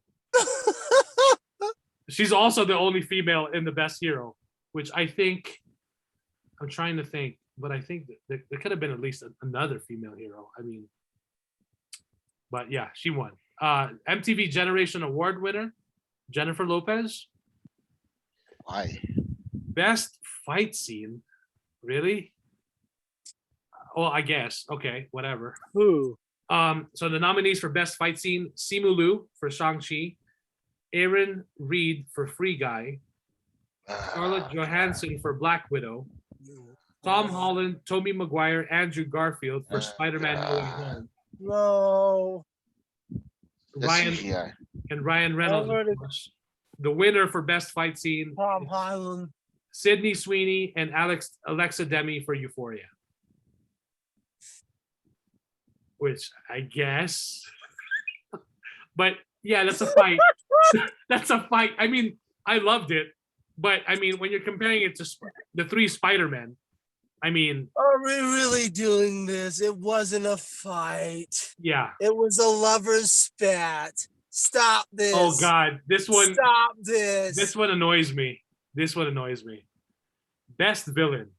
The nominees: Victoria Pedretti for You, James Jude Courtney for Halloween Kills, Willem Dafoe for Spider-Man: No Way Home, Colin Farrell for The Batman. The winner of Best Villain. Don't you say it. Daniel Radcliffe, The Lost City. Holy shit. Oh my fucking God. Holy shit. That's worse than James Jude Courtney. Like, yeah. And that's the thing. They I've won had with enough. some votes. I've had enough. I'm out. Like, I've had enough. Bro, Willem Dafoe or Colin Farrell at least. Had enough. Something. And the fact that what's his name was not even nominated, the Riddler, and fucking Batman was not even. Are you fucking kidding me? Yeah. Now that I realize it, holy shit! For best hero, Yeah, Batman's not even there. fucking Robert Pattinson wasn't even there. How the fuck do you miss out? How the fuck do you not include Batman? You know, Free Guy and fucking Tom Holland. No. In best hero, it's Simu Liu, Marvel, Shang-Chi, Daniel Craig for James Bond, okay, Tom Holland for Spider-Man, Marvel, Oscar Isaac, Moon Knight for Marvel, and then the winner is Black Widow stars. Robert Pattinson did not even get a nomination. Let me ask you one question. This was what award show? MTV Music Awards. MTV Movie Awards. There you go. Pussies. Dumbass pussies. Holy shit. Best movie. Nominees: Shang-Chi and the Legend of the Ten Rings, The Batman. Oh, you'll give that to The Batman, but you won't nominate the motherfucking hero. I'm sorry. but Oscar Isaac as Moon Knight. Technically, you could argue. It's not a movie. Well, that yes, because it's a series. Now they're adding series. Yeah, like Euphoria, they're adding series. That's fucking stupid. They could at least make a separate category for series. I don't know. Oh my god. And not movies. So best movie: Shang-Chi and the Legend of the Ten Rings, The Batman, The Adam Project, Scream, Dune, and the winner, Spider-Man: No Way Home. Oh god. Best performance. Oh shit. Oh shit. Oh really? Nominees: Sandra Bullock, The Lost City; Robert Pattinson, The Batman. Oh, you won't nominate Batman for best hero, but you'll fucking nominate the guy for best performance. Okay, but you won't nominate Batman for best. What the shit? Timothy Chalamet, Dune; Lady Gaga, House of Gucci. It should have been at least Jared Leto. I'm not, Pinhead, if you're listening, it should have been Jared Leto for House of Gucci. Best performance winner, Tom Holland for Spider-Man: No Way Home. Comedic Genius Award, they gave it to Jack Black. Best music document, I guess we're still MTV, right? Best music documentary, which is definitely a new category, at least not the first time I've seen it, heard of it. Olivia Rodrigo, Driving Home to You, she's a winner. Oh, Jesus Christ. Nominees. Just hearing your reaction. Like, I mean, I understand she's popular, she's great, she's a fantastic artist, whatever. Let's hear the nominees for best music documentary. Right okay, now. are you sure you want to hear the nominees? Yeah, sure, please. Janet Jackson, I guess, had a documentary. I have not checked it out. Genius by Kanye West. Okay, I saw that one. Yeah. Okay, how was it? It was nice. Oh, nice. Okay. Yeah. The Beatles, Get Back is a nominee. I saw that already. It's all right. it's Okay, fine. and the other one is Oasis, Nebworth, 1996. Have you seen that one? I saw that one. Okay, so do you think another one was more Kanye should have won. Which- Kanye Genius should have Oh, won. okay. Fuck that. The Beatles should have won. Fuck all y'all. Pinhead, nobody in this fucking generation knows Oasis. What makes you show? Nobody knows who the fuck Kanye is in this. But generation. nobody know. That's why nobody knows Oasis. Nobody knows Kanye. Nobody knows fucking the Beatles. That's why they're gonna go. Oh, So then, by Rodrigo. default, the Beatles should have won. Case closed. Oh God. Okay. So remember how I said I was excited because of the nominees that at first when they were hyping up the show, there's like Euphoria, Spider-Man: No Way Home, The Batman. I was like, oh yeah, okay, movie awards, yeah. Now I'm looking at the nominees. This is atrocious. They have an award. So first of all, they had best musical moment. The winner is Dance with Me. I'm not sure. It's not Fuck. Dance with Me. Where's this from? I'm not even sure. It's not even showing the movie or whatever. I think that's West Side Story, if I'm not mistaken. Oh, the Steven Spielberg movie that a lot of people didn't really see. Yeah, because it was the shitty version of the fucking story. Yeah. Okay. So this is actually the first fucking time I would actually say this publicly, that Steven Spielberg shouldn't have made this fucking movie at all. I know he's Steven Spielberg. I know he has clout. I know he has pull in the industry.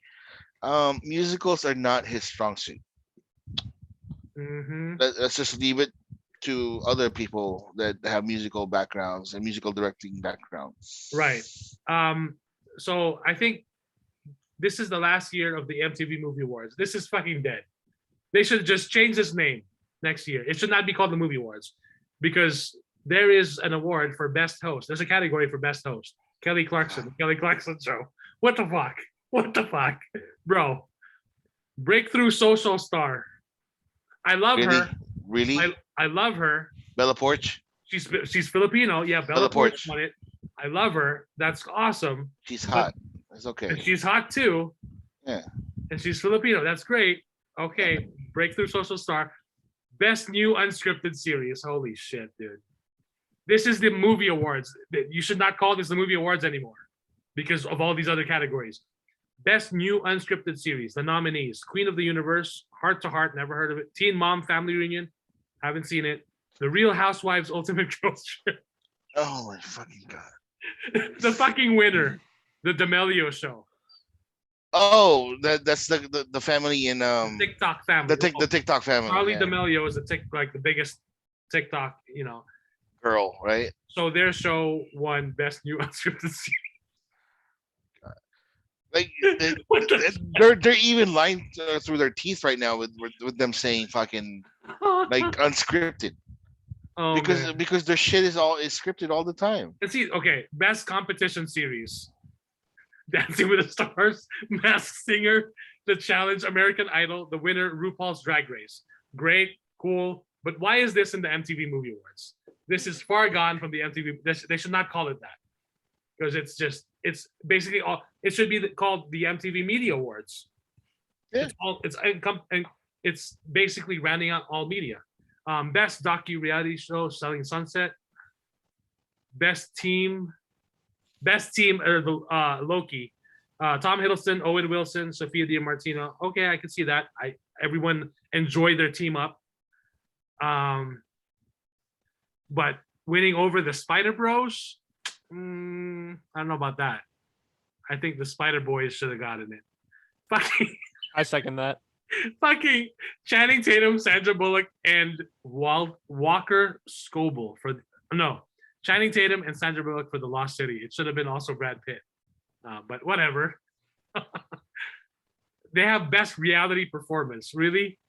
How is it a performance if it's a fucking reality show? What the hell? Oh man. Okay. I'm done. This is just atrocious. God. Holy Enough shit. is enough. They have an award for here for the hookup. Euphoria won it. What the fuck? Oh my god. Okay, We're done. good. We're I'm good. done. I'm done. I was looking forward to all the movie stuff, and then wow, we're doing reality shows now. Alrighty. So Pinhead wants to talk about the Sony Video Games Showcase. So fuck all that. We're gonna do it real quick.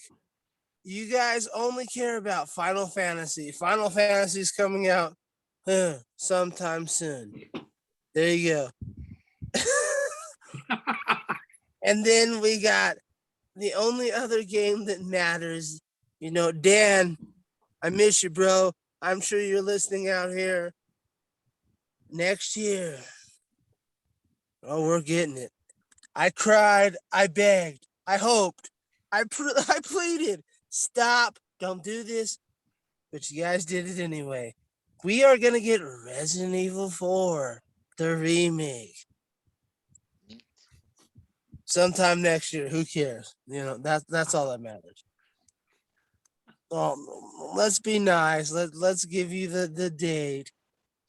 It's what is it? 3/22/23. There you go.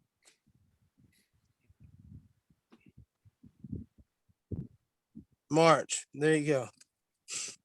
Who cares? I secretly did this to fuck with Mike so I could give you guys out there a nice little tidbit of horror movies you should be watching. So we're going to sabotage this show a little bit, especially after Space Wizards and all the other bullshit. I'm going to give you 5 great horror movies you can see on Shudder. You bums can afford it. You buy all these fucking Funko Pops and t-shirts and all this other bullshit. Like a direct cost to me. You can afford to pay $4.99 for Shudder to see these great horror films. Fuck your Funko Pops, your t-shirts, your air balloons. Y'all, so much money. I know. You can afford to go to this. So on Shudder, 3 of the greatest films of all time. Alligator, Alligator 2, In the Mouth of Madness, a great John Carpenter film. Y'all trash it. you should be ashamed of yourself. It's one of the greatest John Carpenter films of all time because it actually makes us look at what's going on right now. When we worship artists too much and that worship runs amok in our society. So check out In the Mouth of Madness. You want the original Lake Placid, you got Alligator 1 and Alligator 2. Great films. A second film is Tetsuo, the Iron Man, and my last film, they're all on Shudder, Maniac Cop.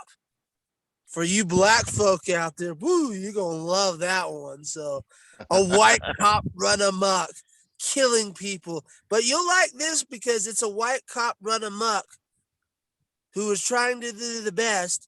He was framed by crooked cops, thrown into the prison system, cut into pieces, and then he went out into society and started killing cops and framing them for murdering human beings. It's a great film. It's a great...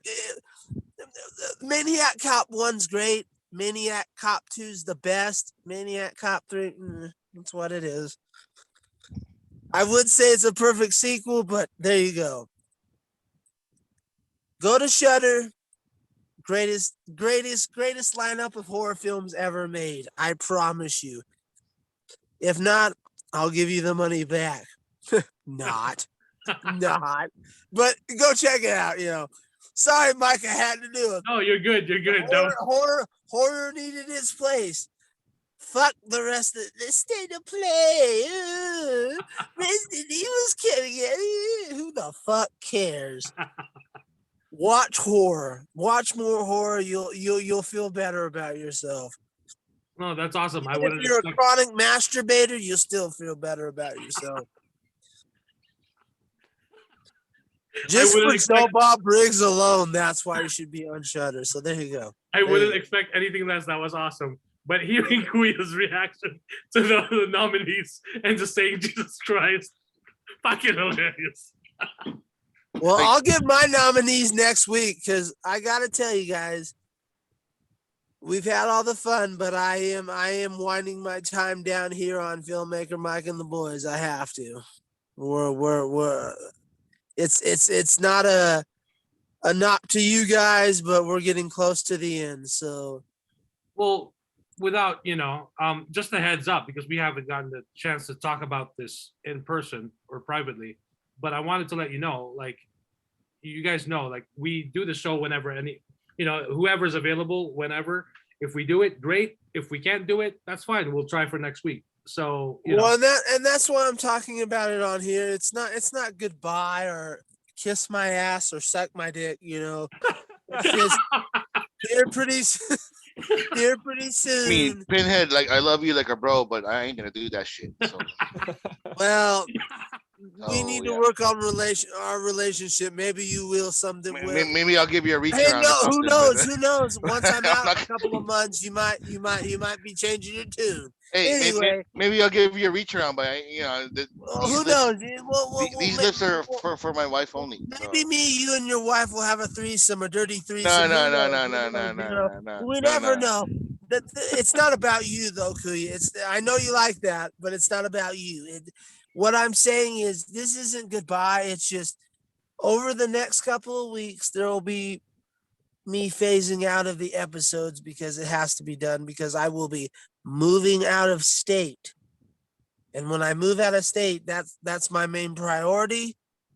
I'm just giving full disclosure because I respect everybody here and I respect the fans, even though, I hate you cocksuckers. I still like you, So I'm just giving, you'll start to see me be on this show a little bit less, more and more.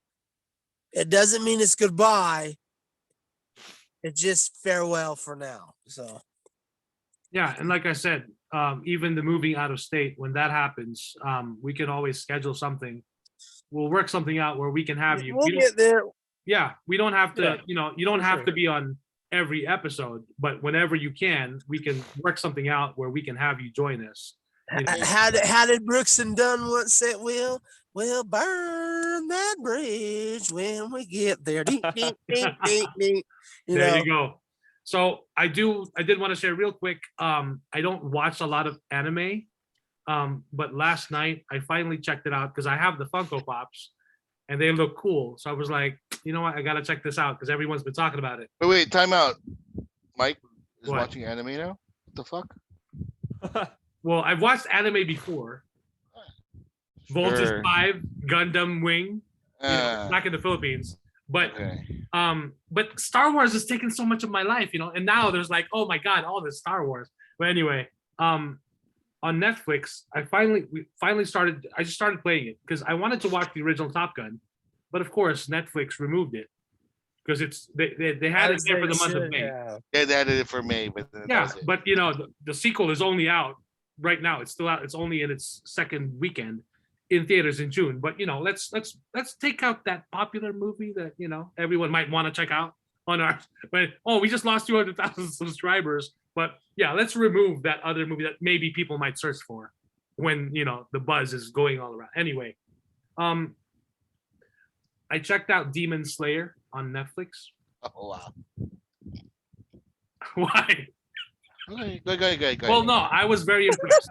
I was very impressed. Again, I don't watch a lot of anime, but the first few episodes, I was very impressed. And here's the thing: it wasn't just me that was impressed; it was Julie, and I was dozing off. Now, Julie said the same thing. Julie said the same thing with Doctor Strange before we watched Doctor Strange. Usually, we'll take an afternoon nap with the kids, right? I took a nap before Doctor Strange. She didn't. And she was even saying, we went in for a late show. She was saying, like, I think I might fall asleep. She did not fall asleep in Doctor Strange in the Multiverse of Madness. She was up. She was watching the whole thing.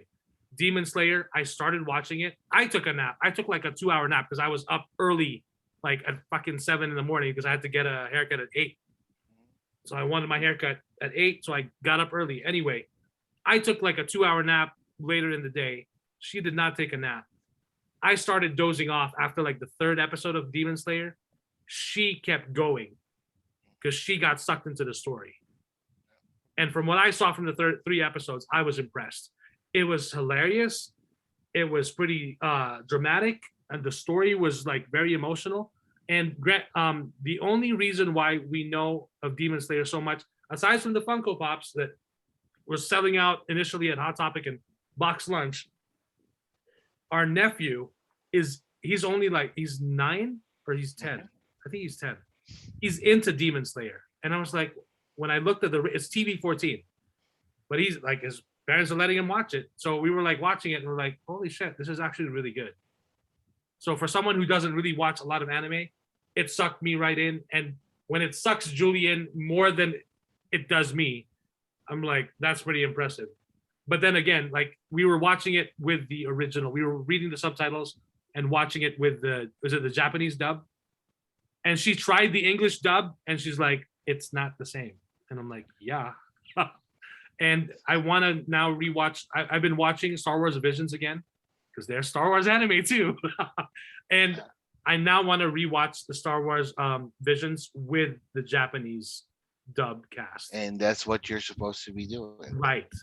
And I think they should just set it on Disney Plus for season 2. And like I mentioned to Jester last week, if he listens to that one episode where they're singing, right, it'll make absolute sense in Japanese versus Gordon Levitt like fucking it up. But Mike, I applaud you for Demon Slayer. Demon Slayer is one of the most beautiful animes right now. Okay, for a second you got me worried there. One of the most beautiful animes. It is very beautiful. I believe Netflix only has 1 season, if I'm not mistaken. Yeah. Hulu has the other 2. Sweet. Or okay. 2 or 3. Okay. If you don't cry after the 2nd season, you don't have a heart. Let's just say that. I probably will.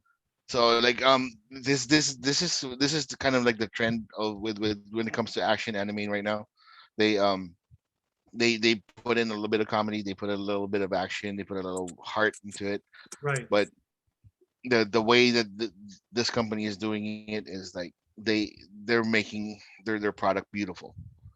Like I believe episode 6, if I'm not mistaken, is going to be the one. It's all over TikTok. That's the reason why a lot of people started watching Demon Slayers, because of the fact that they saw this one scene Mhm. on TikTok or Ah, somewhere in social media, yeah, yeah. and people just went nuts because the action was beautiful, the animation was beautiful, the music score in that particular scene was absolutely fantastic. Right. So it'll show you like the progression of this guy. I'm not really a fan of Demon Slayer. I saw all the seasons. I'm okay with it, and I understand why the fans love it so much. I'm more of an old school guy, so like the little pretty the little pretty bow on animes. I'm not really. It's all right. Right. And the memes right now is the main bad guy looks like Michael Jackson. Yes, and the Funko Pop, Yeah. and that's what I told Julie. It looks like Michael Jackson, But and then she told me about it. She's like, "So Michael Jackson is doing this," and I'm Yeah. like, "What?" yeah, Michael Jackson is a mean motherfucker. Let's just say that. Right. So yeah, he's no joke in this one. So that's a good anime for you to watch. Jujutsu Kaisen is on the second another I one. heard about that too. Yeah. They also have Funko Pops, if I'm Yeah. not mistaken. They do. Yeah. So you're gonna love that one. There's a Netflix movie right now. It's a movie, an anime movie. Uh-huh. It's called Bubble. Okay. It's made by the guys that did Attack on Titan, and some of the animators were uh, from like it's a studio called Mappa. Mappa is like one of the top tier animation studios right now in Japan. Right. So you will absolutely love Bubble on Okay. the anime, not the fucking Netflix movie with Keegan Michael Key. That's that one was shit. But watch Bubble, like Okay. the anime. So Okay. Cool. you're gonna like that. I'm gonna catch up on, and that's the thing. Like part of the reason why I kind of resist is because once I get sucked in and I love it and the characters, I'm gonna have to buy the fucking shit. I need the Funko Pop, you know. The Funko Pops are cool. Yeah. They're nice. Which by the way, their warehouse for Funko is moving to Arizona, Hey, and they're hiring. not you know, nudge nudge, hint hint. Is that what you're trying to say? Yeah, but I don't want no dry heat. I don't want no Arizona dry heat. I'm sorry. Dude, all those Funko Pops are gonna fucking melt in the Well, factory. that's why it better be a fucking ice cooler in that warehouse. And then also the real quick, Arizona is getting a Mattel theme park. So they're gonna have a He-Man Masters of the Universe like laser tag, and then I forgot like Good luck having a theme park in the summer. That's the thing. I don't know. A Barbie themed. I forgot. Like there's attractions, all Mattel brand. Because if they have if they have a theme park here, like the fucking most expensive item in the theme park is gonna be water. Oh yeah, it's probably gonna be like $25 per bottle. Oh, I thought you meant like a water park because everyone. No. I'm talking about like a fucking water bottle because you're gonna die of thirst. So. Oh man. Well, yeah. That's pretty much it. Unless you guys have anything else you want to add or you want to share. Yeah. It's just watch. Enjoy yourselves again. Like I told Mike and Jester before that the week that I spent in Hawaii kind of like reset my attitude in life. I am cynical to the very core, but like now I'm more like whatever. Let's just like whatever. Mindset. Your mindset. Yeah, I'm more like whatever happens. It's cool. And Pinhead, I hate farewells. I hate goodbyes. I hate all that shit. Whenever you're available to come visit us when we do the podcast, please come in. Just join in. You don't. There's no invitation needed. You don't have to. Where we're at certain times, and just fucking come in. Just you are a family in this environment. You know what I mean? I know you said you want to cut yourself, slowly distance yourself, you want to wean yourself out of this thing. But no, like I said before, all four of us are together for a reason, and we're gonna miss you. Like when you're not here doing the podcast, like we miss Jester when he's not here, or when I'm not here, or whatever. So just come in Get whenever. a sexy bitch to replace me, Get No, fucking some old grandma. no, nobody can replace your ass, dude. You know that. You're like Poltergeist 1. You can't replace that shit. So Yep. cheers. Well, Yeah, and yeah. Jester, please watch the second episode of Star Wars the anime series in Japanese. In Japanese. Okay. I'll do Yeah, that. you'll understand the psycho craziness of of them like walking along with the song and stuff. Well, remember that wasn't the only reason why I didn't really like that episode. It was that they did Boba Fett kind of dirty. Why? So. He was bobbing his head. He was cool. he actually captured somebody. No, yeah, okay, all right. Well, I'll Right? watch it. I'll watch it again with the Japanese subtitles. But before this show wraps up, I just want to say that Under the Banner of Heaven has finished its like release of episodes. All 7 episodes are out. I highly recommend anybody that is interested watch that. It's very well done, very well acted, and the writing is fantastic. So And that I has encourage Andrew that. Garfield in it, right? Andrew Garfield, Russell Wyatt, and Sam Worthington. And Russell Wyatt Wow. is amazing as always as well. So yeah, great show. It's a Cool. mini series. It's just done now. Awesome. Yep, that's it for me. Oh, Oh, and nice. I think Yeah. next week or in a couple of weeks, Netflix is gonna release Peaky Blinders season 6, the very last season. It'll be perfect time for me to start watching it all up too. Because I can't wait where this fucking train wreck is gonna go. I love Peaky this. Blinders is all of it is on Netflix as well. Yeah, Yeah. Okay. it's the most beautiful fucking train wreck ever. So that's a Like- Netflix exclusive?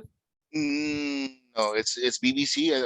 Right, Okay. Jester? It's BBC, right? BBC, but right now it is, as far as where we're going, it is a Netflix exclusive. Correct. Okay. Okay. Correct. Interesting. Yeah, but yeah, Peaky Blinder. Cool. I'm gonna have to check that out. Yeah, it's awesome. But yeah, that's it. That's all I have. Yeah. Don't be racist, assholes. Fuck Yes, sir. Yeah, please don't. you. Or Don't if you make want to me- be, if you want to be, please just be upfront. say it loud and proud. Say Yeah. it loud and proud. Then watch yourself get cut up by fucking a chef's knife. I'm gonna stick with what Kuya said. Just please don't be racist. Please don't. And then see what happens when you mess with you pick the wrong person Yeah. on the wrong day. Then let's see what happens. You get slapped in front of your family. That's what you're gonna get. Or worse, who knows? I will say, on a light note, on the next episode, I will have my amateur level entry horror list. So Yeah, baby. those that you can watch with your children. There you go. Alrighty. Thank you guys for listening or watching. We'd love to hear from you. You can leave us a voice message or a comment on Kuya's reaction. I just want Kuya's soundbite. Jesus Christ. Thank you. Yeah. We'd love to lick you around. And here. that was part of the reason why I kept going, because just hearing him react that way just fucking hilarious to me. I mean, yeah. Like, this is like this is my getting older. It's like I don't fucking understand kids anymore, and what they like. Like I know for the fact I'm the oldest one in the group, and like every time I hear something, oh, this is a trend. I'm like, why the fuck is it a trend? so like I mean, like my reaction is just like, oh, Jesus Christ, like, and then like start rubbing my head and stuff. So. Yep. But yeah, Alrighty. Thank you guys for listening or watching. We If appreciate you're still the support. here. We hope you're all staying safe out there. And till next time, may the force be with you. Out time for See ya. now. Peace.